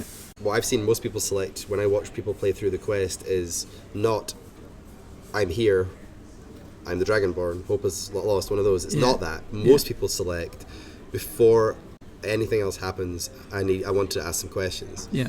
And I think that is the middle ground, because you still have I being, the subject of the sentence. I want to ask more questions, which allows Langley to go, you? No, not you. That kind of thing. Not obviously, but the line, Gary, you only wrote it. Whatever happens there happens. And then that's why, in terms of I can maybe think of something else, but I really want to I want to keep that sense of Langley insulting you being the first interaction he has with you. The first thing he does is insult you. So remaining silent does it. But for the other choices, I think it's an incredibly interesting subject in terms of game design, and I think there's a lot of... There are people that say if you're not going to offer any choice, you shouldn't have... Just don't have the player click on anything. And I agree with that some of the time, and I disagree with it in other times. I think the fact that you're keeping the player involved, and they've got the option to... in Skyrim, you've actually got the option to back out of conversations. Yeah. So that's a valid choice sometimes.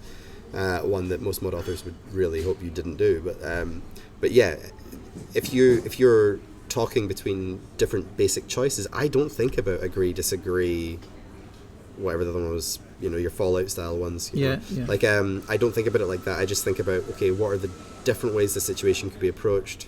Yeah, it's very grey. It's very grey to me, and I think early on, I think the decisions from the earlier versions of Inigo that have carried through that age that I don't like as much are the ones that are more black and white. I'm probably leaning to more ambiguity in version 3. I don't know if any of that made any kind of sense. I think probably did. Peyton Skimming. He's hoping that old Greg may mention future updates of Inigo and more interactions with other mods. I think You wanna that's answer this I one? think that's you. No. You can just do the rest of this. I think. Right, you can guess what the answers are going to be. Nobody wants my opinion. Yeah, they do. And well, in fact, I've already answered it in there, but that's personally to him. But there you go. No plans to add interactions with other mods at this time. Well, this is the thing. Version I will 3. just say one more thing about this. It's not because I'm against other mods. It's not because I hate you. It's not because I don't appreciate the community. All these stuff I get told. It's literally I've got a very big job to do, and I want to make Inigo the best. I don't want to have to focus on all that. I've done that. Yeah. Emma and I, who did Villia, we did over 100 Yeah. scenes together. Our first ever 2 modded companions in Skyrim to actually have conversations. That was the time to be doing those things. I don't have the time for that right now. Yeah. Never say never, but it really does seem unlikely. There is a voice pack out there. I've given this to other follower authors, and that's how Inigo can talk to Lucian and a number of other people, Song of the Green and stuff. Yeah. But I'm not directly working on that stuff. I just don't have the time, and I can't. If I do have the time after version 3, I won't know that now. I don't know. All I can think about is version 3. Yeah. So I'll kind of afford to So think like about. version 3 is a colossal task as it is. So. Yeah, exactly. Yeah, exactly. Yeah. I know you answer these questions all the time, but people keep Yeah, asking them. I'm so very sorry I've grouped if them it's all like- together to get them out of the way. So Jay Smooth he says he can can't hear it wait in for my Inigo voice. version 3. I wonder if he'll have dialogue for the DLC areas. At the moment, he doesn't, but Marissi does. So you've got Marissi, so there you go. Yeah. You're fine. Sorted. Yeah. I honestly, I mean, people invoke things like that in a kind of way where it seems quite like a transparent thing to try and get me to go, oh, well, if they've done it, I better do it. And Yeah. I just don't. Yeah. I don't care. I'm sorry. I need to do what I need to do. If I would rather, like I said before, I think in the last interview, I want to make Inigo better, and that doesn't mean that I have to do anything in particular regarding locational dialogue. Yeah. It doesn't really, as long as it's good content.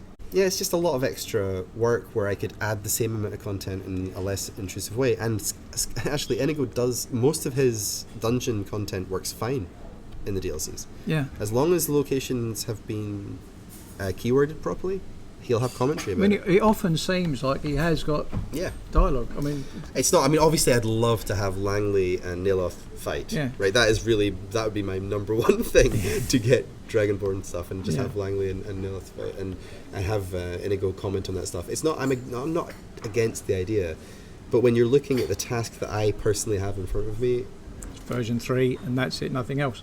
So, yeah, referring to the previous answer, version 3 is colossal task as it is, and that's a no to that one.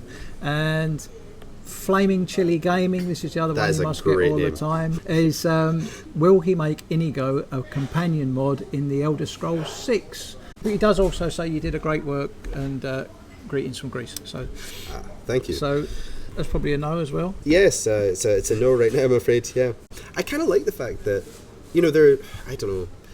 I kind of like the fact that Inigo is intrinsically linked to Skyrim, and I think he's a part of that. I think he's, in his own little way, he's got a little bit of he's a bit of the Skyrim culture now. He's kind of forced his way into it. Yeah, I think that's fine. I think that's where he should live. People want to go and visit him, they're going to have to go back to Skyrim, I think. And there'll be people, I think people will keep on carrying the torch. If I'm not in a position to make mods for Elder Scrolls 6, then I think there'll be definitely good follower mods. I think that a lot of ground has been covered, and a lot of advances have been made, and people understand the creation kit more and more. Even though it probably looks like it's going to be just an updated version of what we have now in terms of the tech. Really updated. Some of the stuff looks amazing. We're kind of hoping that Todd Howard has looked at Inigo and sort of seen what actually makes a decent follower mod, and maybe the vanilla followers in Elder Scrolls 6 will be just as good as Inigo. Yeah, I don't know. I doubt don't it know. somehow. But I don't wish to sound conceited. I don't mean I don't know because Inigo's so great. I don't believe he is. I think he just fills a gap that no one else has really filled. And I think I come at it from a different angle. So I think Fallout 4 very clearly was trying to do stuff that Inigo has done. And one of the artists worked in Fallout 4, private messaged me and said that was one of the influences behind the thoughts that confirmed it, which a lot of people had said. I don't know if that's true, but yeah, it does seem that they do listen. You look at, there's a lot of stuff, like the way their whole building thing for Fallout 4, that was an updated version from a mod of on New Vegas or something, wasn't it? Wasn't there like a kind of a mod where you could I build settlements? I never and had stuff? mods on Fallout. But anyway, they're definitely looking. They're definitely Yeah. focusing. Yeah, they're definitely checking it. Because why wouldn't they? It's totally free testing. Yeah. And people are like, going through all this stuff and going, what works, what doesn't work, and then they take what works. But I think with Inigo you can't copy it very easily, because the only reason, like the thoughts process, not because they're bad, not because they're bad at what they do. They invented the rulebook. It's because it's just a stupid amount of work to do Inigo the way I did him. If you're going to add a follower like Piper, you can't do what they did and give her 100 thoughts, because you're going to burn through those 100 thoughts really, really quickly, and then they'll be over. And most of them aren't relevant to what's going on anyway. With Inigo, he has got like many, many hundreds of thoughts. I think it's close to 1,000. And a lot of the time you'll talk to him and he won't have any thoughts, because they're just about very specific situations of fire, and it's the cumulative effect, I think, of that happening once or twice or 3 times in a playthrough, in a session I should say, where he just says something that you haven't really quite heard before or something. That's where some of the magic comes from, I think. And it takes quite a lot of guts to do that. You have to have nothing to lose, and I think Bethesda have got quite a lot to lose, I think, if they do that with their followers. And they'd have to add so many lines for the average amount of lines to show up in a playthrough to actually surface with that technique. Moving on, a question from Lee Cousins. He would like to know if it's possible for a tiny bit more of Inigo's quest, maybe a bit of dialogue or a dungeon crawl, something small, and again it's thank yous and lots of love and all that kind of things. I don't know. How do I know Lee? Lee, I feel like I know your name. I'm very tired. Lee Cousins. So basically he's asking, Maybe I think for me. installments, there are parts of version 3 that are perhaps completed at the moment, and is that okay. If we can't have it all, can we have a little bit? No, I thought it's weird. I was thinking about this earlier. Unfortunately not, because everything is linked together, so in a really deep way. So this is an example, okay? So when Inigo starts getting his mind vibrations, most people go, okay, we'll go to Snowpoint Beacon. You can actually say not right now. Yep. And then the option shows up again 24 hours, you can put yes. I added in a little bit of, there's a quest stage there that goes there. So if you say not right now, Inigo has a line of dialogue near the end of version 3 where he remembers that you put off that. Right? And it's that kind of thing that ruins it if you are swapping in and out parts of his quest as separate bits. It's just all going to make so much more sense, and it'll be so much more cohesive if it just lands as a big lump. It's kind of like asking, it makes a lot of sense for certain mods. If I was releasing a New Worlds mod that had new armour and new swords and stuff, and I could release those swords, I could release the armour, whatever, it makes sense. But it's really a narrative. Yeah, so that I'm releasing. It's a bit like if you're making a Hollywood movie, you've filmed all the fight scenes, release them, and we get all the love scenes later on. You would ruin the art of it. So it's got to flow through in a sequence as it runs. Yeah. Fox Sniffing Flower would like to know how old Inigo is.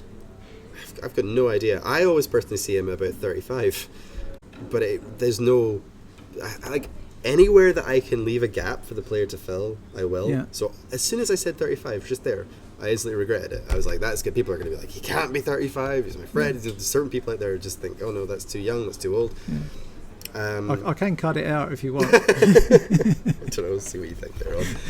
Yeah, I always think like mid 30s. I think he acts quite young for his age. Yeah. But I think also it's a Khajiit kind of thing. I think they live slightly longer. I think to some people, 35 will seem like a really old man, but to me, he's a kid.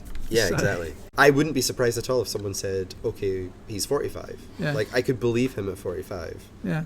And I could also believe him at 25. Yeah. I don't have anything against any of those. There's no right answer. He's how old ever you want him to be. Yeah. You know, that's what it is. He does talk about getting older, and he talks about that when he was younger, he was less mauve. You know, and all that kind of thing. So I mean, there's definitely time. I was less grey. At least you're not mauve. Fox Sniffing Flower would also like to know if Inigo wasn't born under that rare celestial alignment, what colour would his fur have been? It would have been kind of golden, kind of like his brother. Yeah. I was right. Fox Sniffing Flower would also like to know. I'm going to combine 3, so I'm going to give you 3 questions all at once because they're all linked. So from Fox Sniffing Flower, she says, he or she says, I don't know, will we get to marry Inigo after the big friendship quest, and will we help to get Inigo to find his own home in the Rift? Ellie Wright says, will he become a marriage partner for the player? Would he have some sort of unique dialogue along with it? And also Emily and Pets says, is there any chance Inigo will ever have his own home or place to move into? I know he kind of bunks in with the player and he's got his jail cell, but there you go, three questions all on the same. Can you marry him, and is he going to have a place to move into? I know, like I've always said, it says on the mod page, marriage is very unlikely with Inigo. There was a time where I was thinking about, possibly bowing to public demand, because I knew how I would do it and how I did it, and it would be almost punishing the player for putting him in that situation, because the only way that it could work with what I'm planning for version 3 would make the player a pretty nasty person if they decided to do it. Yeah, so in the end, I think I will make stabs in that direction. You can ask him about it, I think, a little bit more. But Inigo is your friend. He's like it's about friendship. It's about friendship, platonic friendship. That's what it's about. It's about someone being there. He's the person you go to when your relationship doesn't work out and you want to just get drunk and talk about it and, go kill some spiders or something like that. In terms of a house, for Inigo, yes, he gets his own place in version 3. I'm not saying where, though. So again, they're kind of frequent questions, but they keep getting asked. So you could do all the ones that aren't frequent, and then we could just rattle through the frequent ones at the end. Bam, bam, bam, bam. We've done them now. Got them out of the way. Okay, So okay, right. cool. So AMJ, will we ever get more books from Inigo? We've got Inigo the Brave and his journal. He's stopped writing in his journal. He keeps a diary now. Why is he not writing in his journal anymore? I think the journal's obviously a plot device, and I think you could say you can justify it any way you like, but I think it's a dirty thing he doesn't really like to have around. Yeah. It's like that's poison that he was taking out of himself. Yeah.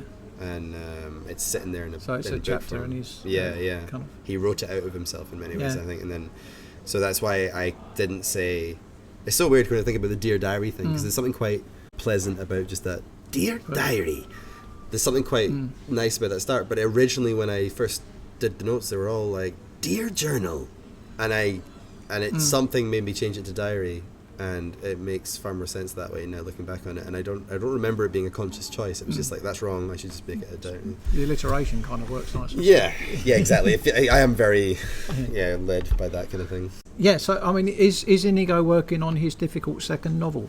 So I don't want to talk about that here, but there is something that there's a point. There's a number of overarching things that are kind of been the goal of Inigo for me in many ways, and it's not about who is the Doomstrider, and it's not about Inigo finding out what happened to his parents' weapons and things like that. There's a point of telling the story that's individual to each player, and there are things like the improvised song, which are almost like a test bed for something that I've been laying the groundwork for since the first version.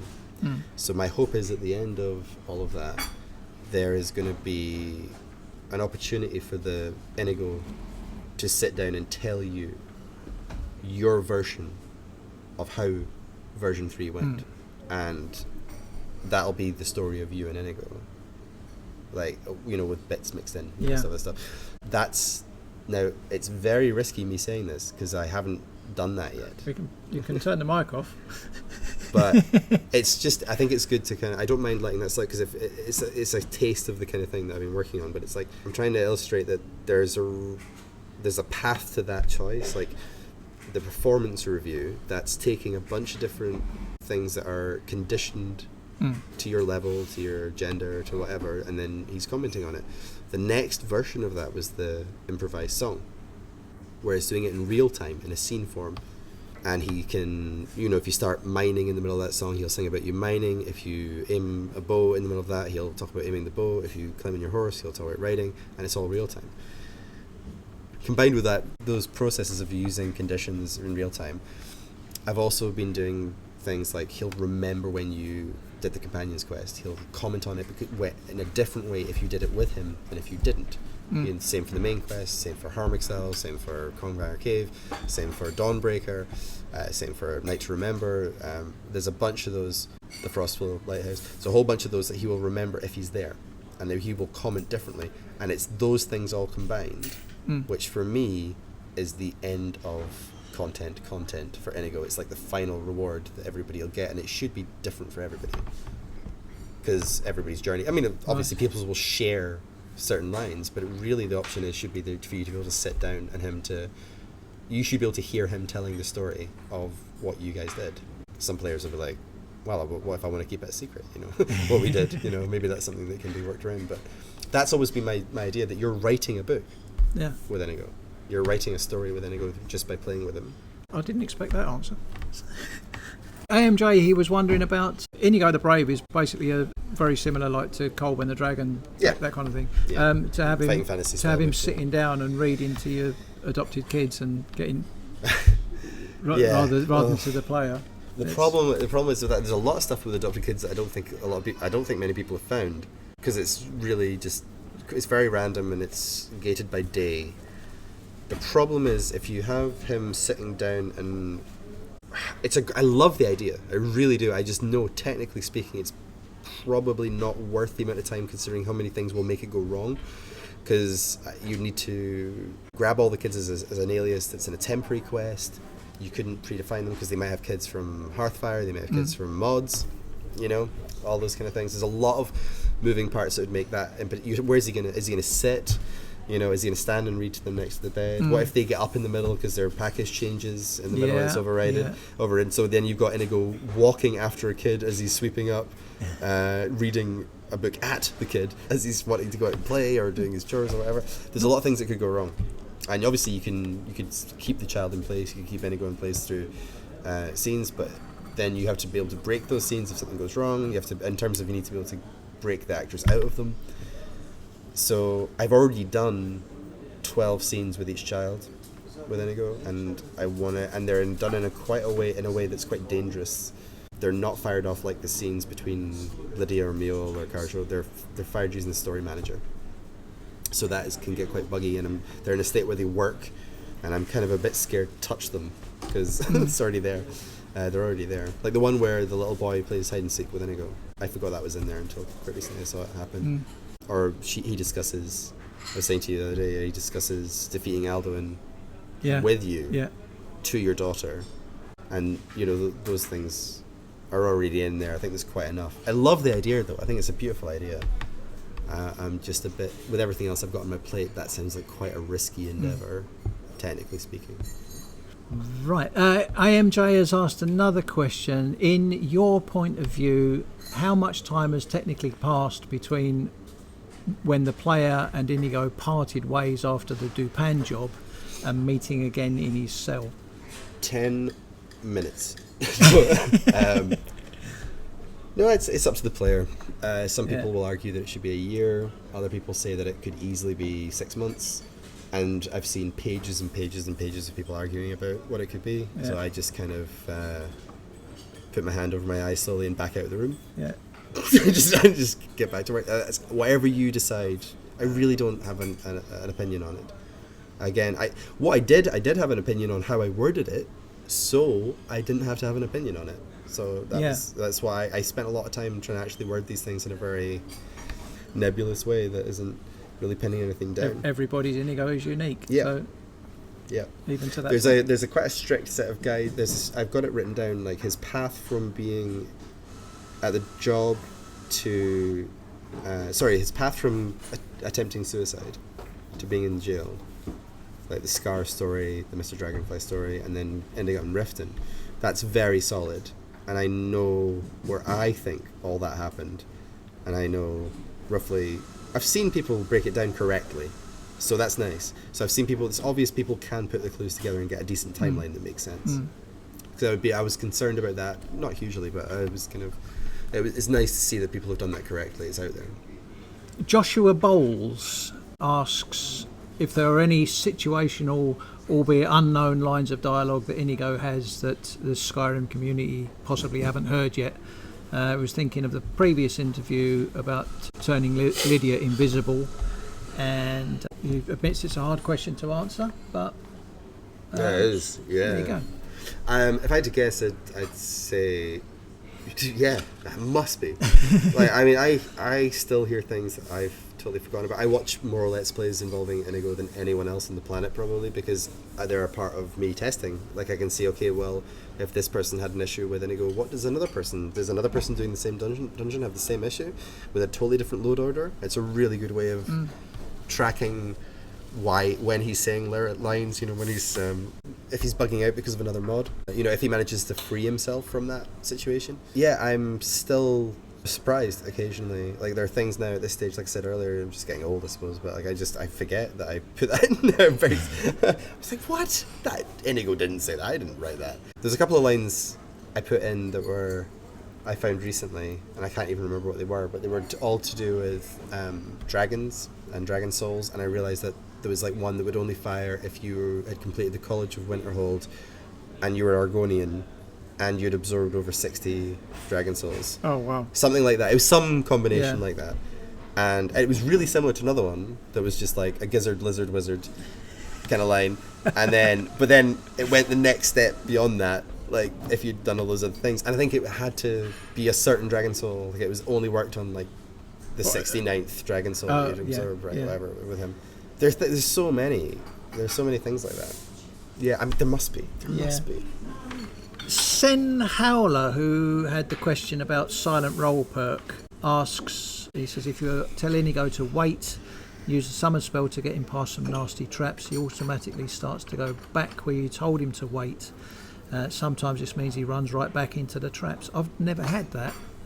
But he doesn't run, he slowly walks, and it only happens the first time you summon. The quickest way to fix it is to actually just double tap the summon. Basically, if you summon him and then summon him to the same spot straight away, his model loads in fine. It's like it seems to happen the first time you try the summon in a new area. Once you've done that once, it'll work for the rest of that dungeon.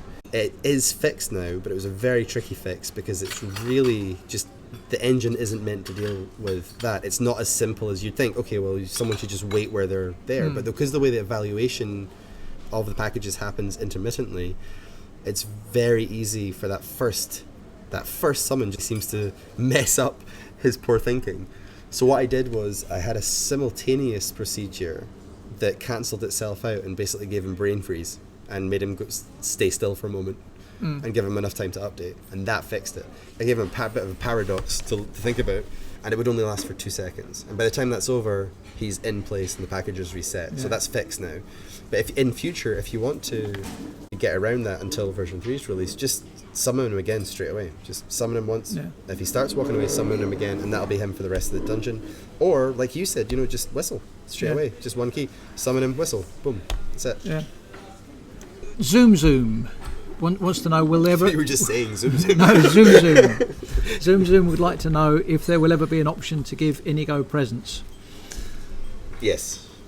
I think also I have added in a thing on his songs where at the end of the songs you get an option in brackets that just says applaud in brackets. So it's a silent line, and Inigo he's a bit more gracious about it, so you can just sit there and go. Yeah. Not that your character will do that, but it's like, it suggests that, and then he's a bit more kind of, oh, thank you. Another one from Zoom. Will there ever be an option to give for the player to initiate a truly heartfelt thank you and appreciation towards Inigo for always having their back and being a true friend? I hope so. I can't say for sure, but that's part of where I hope to take it. I was just saying, my answer to that was, I was saying I'd like to applaud his singing. After he's finished the song, he says, I know I'm not very good when you. Yeah, it's nice. I get to applaud him. Good. Yeah, thinking of the same wavelength. Mangustification. Hey man. Great YouTuber. Watch his channel. I love his Inigo videos so much. He has a question. He's noticed that Inigo will sometimes yawn and have a sort of tired, flustered looking expression on his face when he's out roaming late at night. It's for the company he keeps. And he would like to know if it's possible for Inigo to talk in his sleep. He's got lines that he can say in his sleep that are just cut off because I couldn't get it to work properly, every time a character talks, they open their eyes. So that ruins it for me. So I actually did have him dreaming about spiders, and I had him snoring and stuff, and I could get it to work occasionally. But every time it did work, his eyes would snap wide open, and it looked like he was having some kind of Vietnam flashback, some horrible, horrific event that was giving him PTSD, and he was reliving it in his mind, his eyes wide open, staring as he's mumbling about spiders. It was crazy. But Langley talks in his sleep. Only when you enter the building. So it's by the time he gets that done. So if you're in the building and he goes to bed, he won't talk. So if he's sleeping, that's... Yeah. Thank you. Yeah. So only that's the way I can get that's how I can get rid of it, because that's actually a scene where he normally stands up at the end of that scene. Right. So he'll like, and then he'll stand up and whatever. He doesn't always do it. But I like the fact that, like Gandalf, Langley could sleep with his eyes open. I think that kind of suits him a bit more. I actually did briefly have a line in of him saying, if you were on the alchemy bench and he was sleeping, I had him saying, "I'm watching you." I had that in there, and it creeped me out way too much. I actually removed it because it was made him too sinister. I was kind of going for a certain degree of sinister, but it was you just turn around and someone's sleeping with their eyes wide open, looking at you. It's unnerving. Will it be PC exclusive because of how massive it might be? No, it's going to be for Xbox as well. Yeah, there you go, sorted. Laura Wolfsong, will there be a possibility of getting or making custom armour and weapons for Inigo? Obviously, there are custom items, not armour though. Yeah, that's not something I'm doing. But there are a number of custom items. You don't make it for him. But there are new items in version 3, and there may be other things that you do make. I've got to be really careful. I'm so sorry. I'm basically, I feel like I'm saying nothing. I'm just saying words randomly.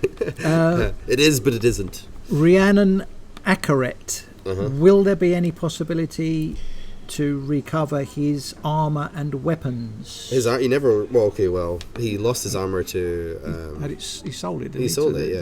The sold it. Warden Norton. But, yeah, sure. Why not?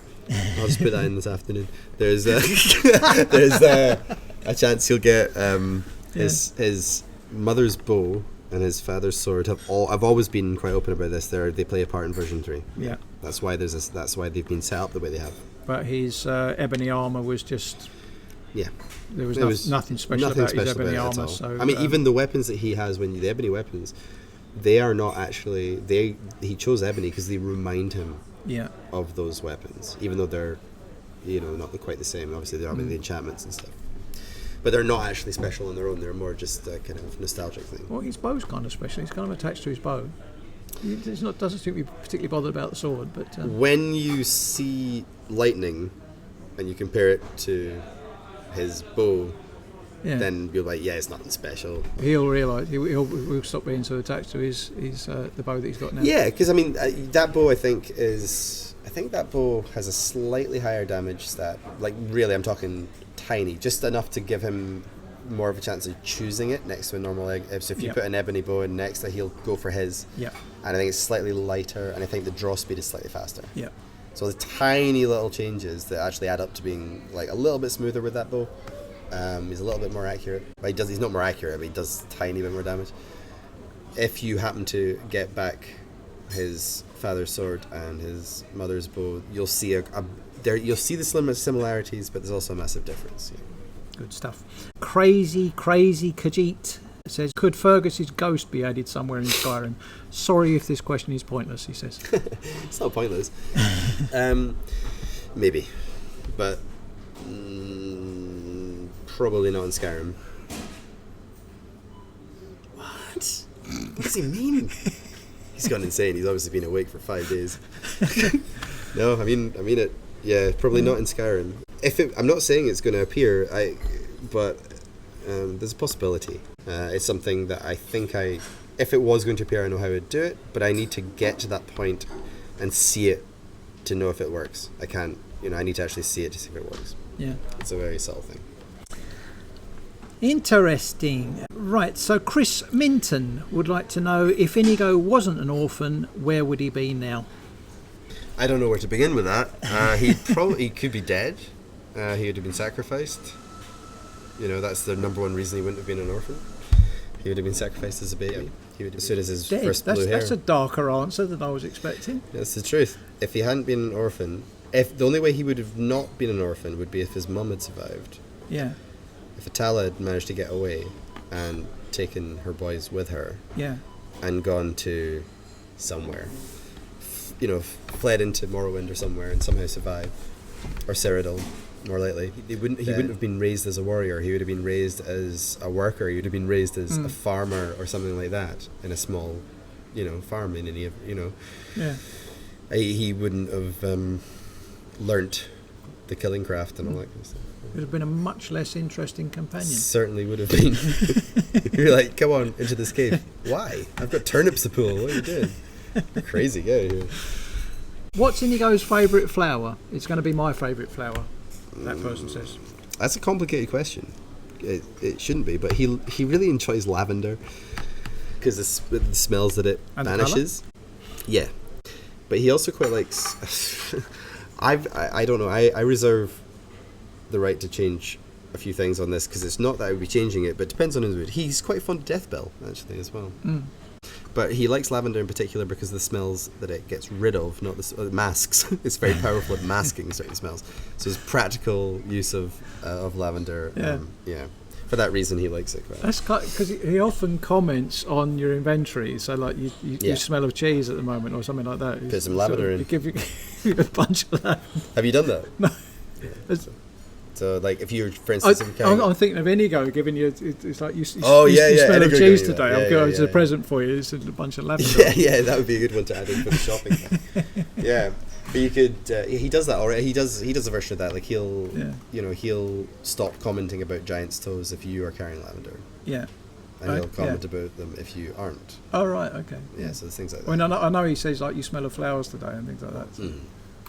But but if you start walking around with a giant's toe, that's all you've got. That was like, I think that was one of those crazy nights where I was like, I'll do one or two lines referring to this. I don't have anything to about giant's toes.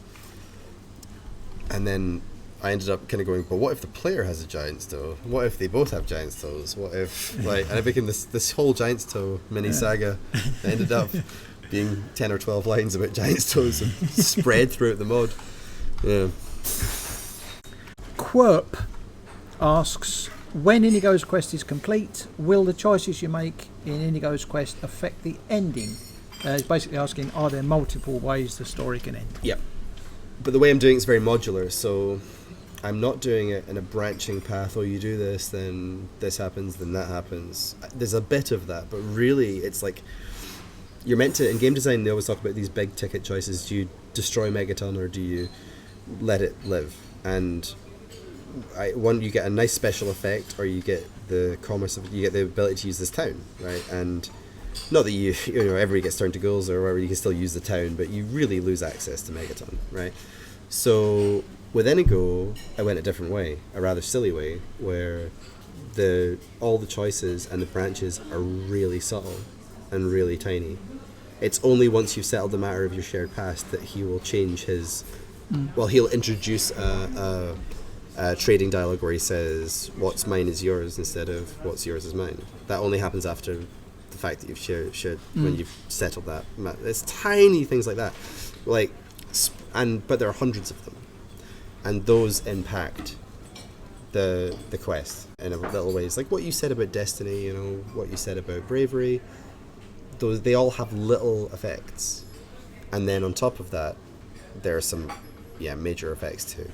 So if you decide to notice things, there are certain quests you're not told about that you need to just discover. If you start looking into things, then you'll trigger something, and then I'll be able to go, oh, they're looking into this, they'll set off a little extra quest, and that will vastly change the outcome of certain things if you have more information to work with. But it's this idea of it all being quite modular. It's not a typical branching narrative.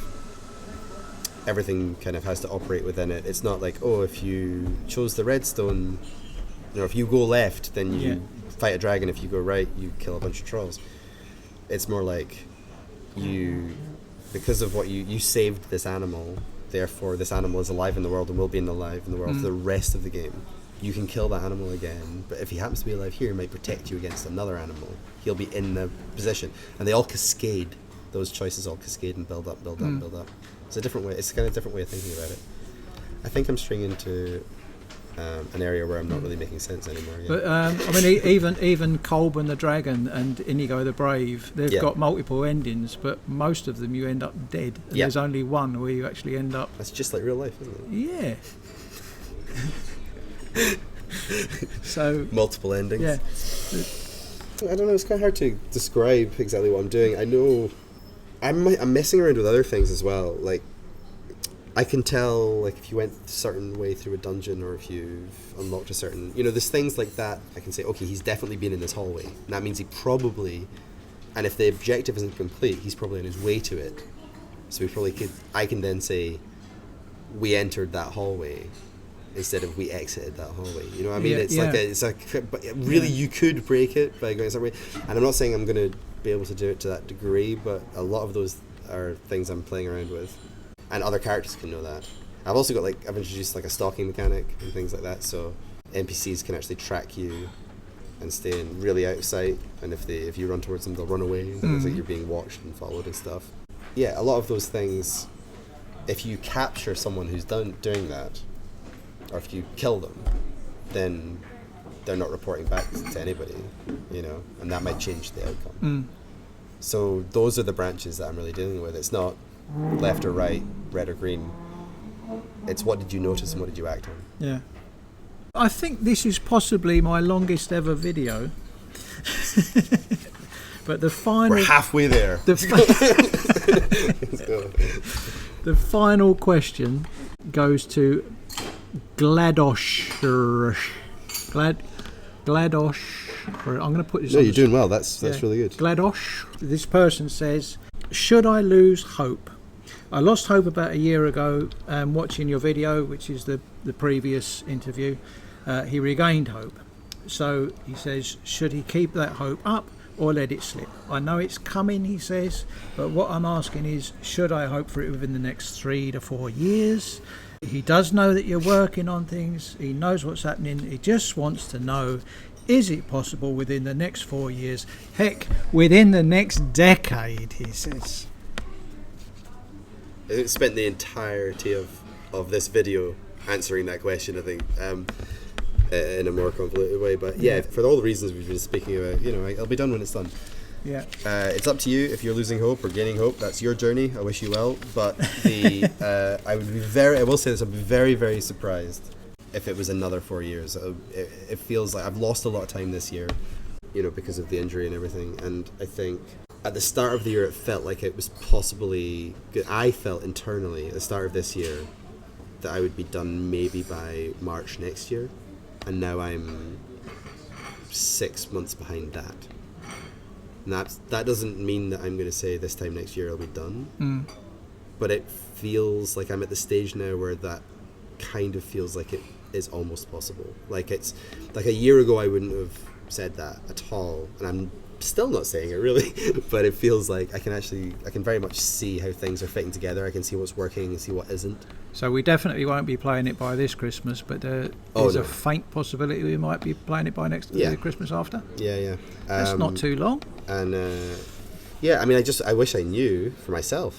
I'm certainly not mucking around and wasting time adding new stuff. I've seen a lot of people saying that it's the ultimate example of feature creep, the very fact I'm doing this, which obviously, as most of you guys hopefully realise, that's completely untrue. They're actually this concept art that I did for this story in 2013, and it's been reworked and everything, and obviously things swell and get cut. There's actually a lot of stuff that's been cut because it's just not feasible, with what the creation kit can do, and my time restraints and all that kind of stuff. So things get cut, things get added, things naturally change. That's not feature creep. What has always stayed the same is the beats of the story. Boom, boom, boom, all the way through. There's a certain selection of things that have to happen in a certain order. Within that framework, there are then optional quests and choices that affect what happens next. The end.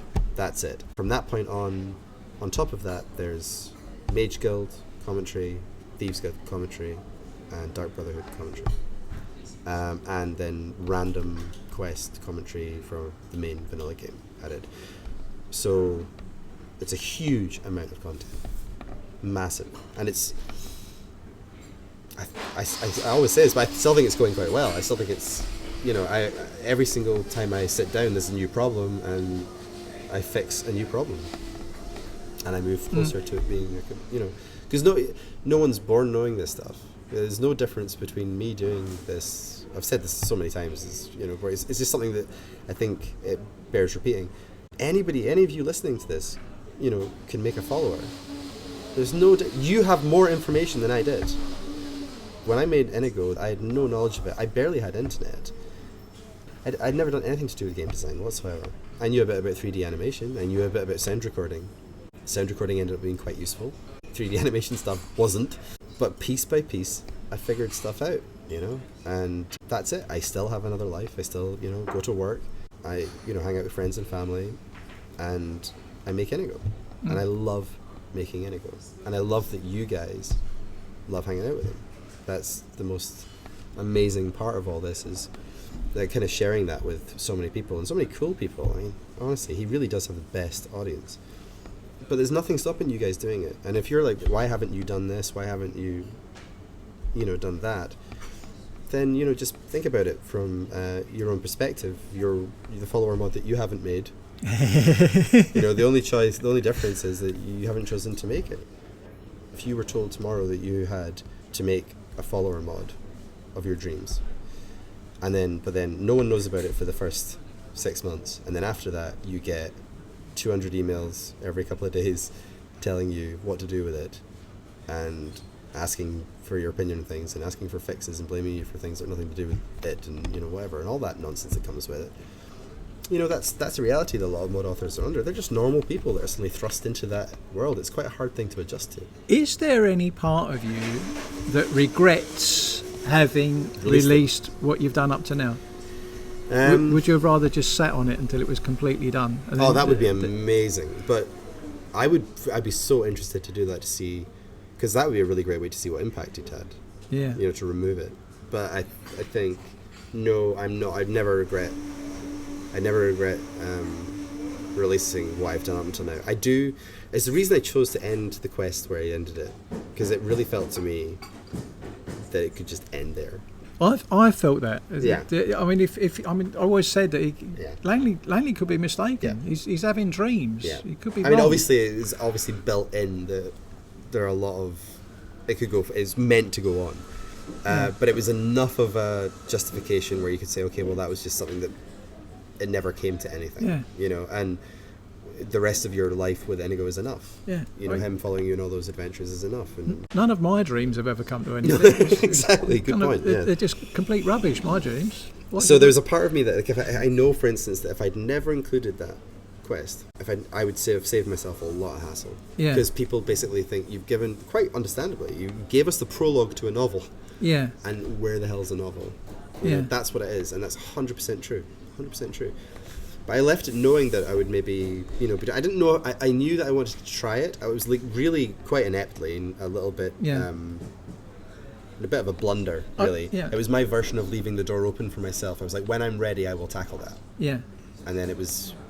But the thing is, going back to that time when you first released, you've got no way of knowing, because, like you said, you're learning as you go along. No idea. I'd worked out how to put a follower. I worked out how to put a follower in a follower faction, and how to record some dialogue and put it into the creation kit.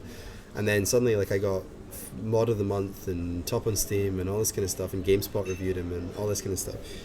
And it was like really crazy, and I'm desperate, because I'm interested in this stuff. I wanted to learn more, and then it got. External scripters got involved and all that kind of stuff, and he became more complicated, and I got to do things that I didn't know how to do before. When I started doing Bad Vibrations, it was really a chance to learn how to make him talk to people. If I hadn't done that, I wouldn't have been able to do all the Lydia conversations, the Karsha conversations, the kid conversations. I learned all that with Inigo and Langley. That's it. It was the version after that that really had all those those quests really padded out. And so everything's a stepping stone. But so when I was going to make version 3, which, as you know, it takes place in a big new world space, I didn't know how to do LOD. I knew that it was a real pain and that it fails a lot. And I see nothing in the forums but screaming in agony and like, kind of, why isn't this working? Just utter frustration. And then finally, then oh, it works. And then they disappear. You're like, how did you get it to work? And you know, the fact that the SE conversion is going to be horrific because they've changed the way the water works, and they've changed the way that potentially, apparently, I haven't looked into this personally myself, but the way lighting works, in certain, obviously with God rays and stuff, but I don't know how much that's going to impact things. The water will definitely impact things. We're going to have to redo a lot of the water, and I don't want to have to do that many times. That's the flowing. Yeah. So I showed Colin some of this earlier, but you get sucked into vents and stuff. Talked about it before, and I don't know how that's going to function exactly on SE. Maybe it'll just work. That would be nice, but a lot of information seems to suggest that it won't. Anyway, I'd never placed a static mesh before. I didn't know how to nav mesh. I didn't know how to do anything. And now I've made an entire new world space with full LOD and a custom art assets, all that kind of stuff.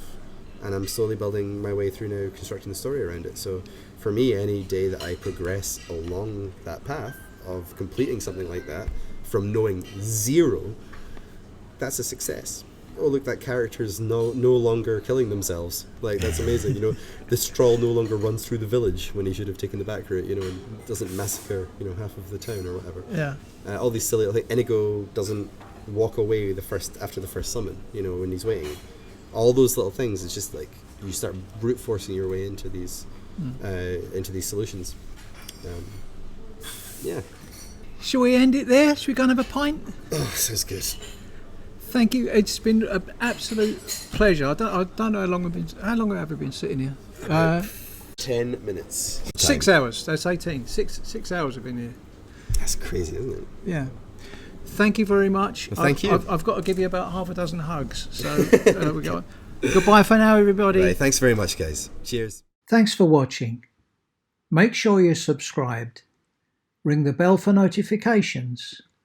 And find out more about channel memberships by clicking the join button.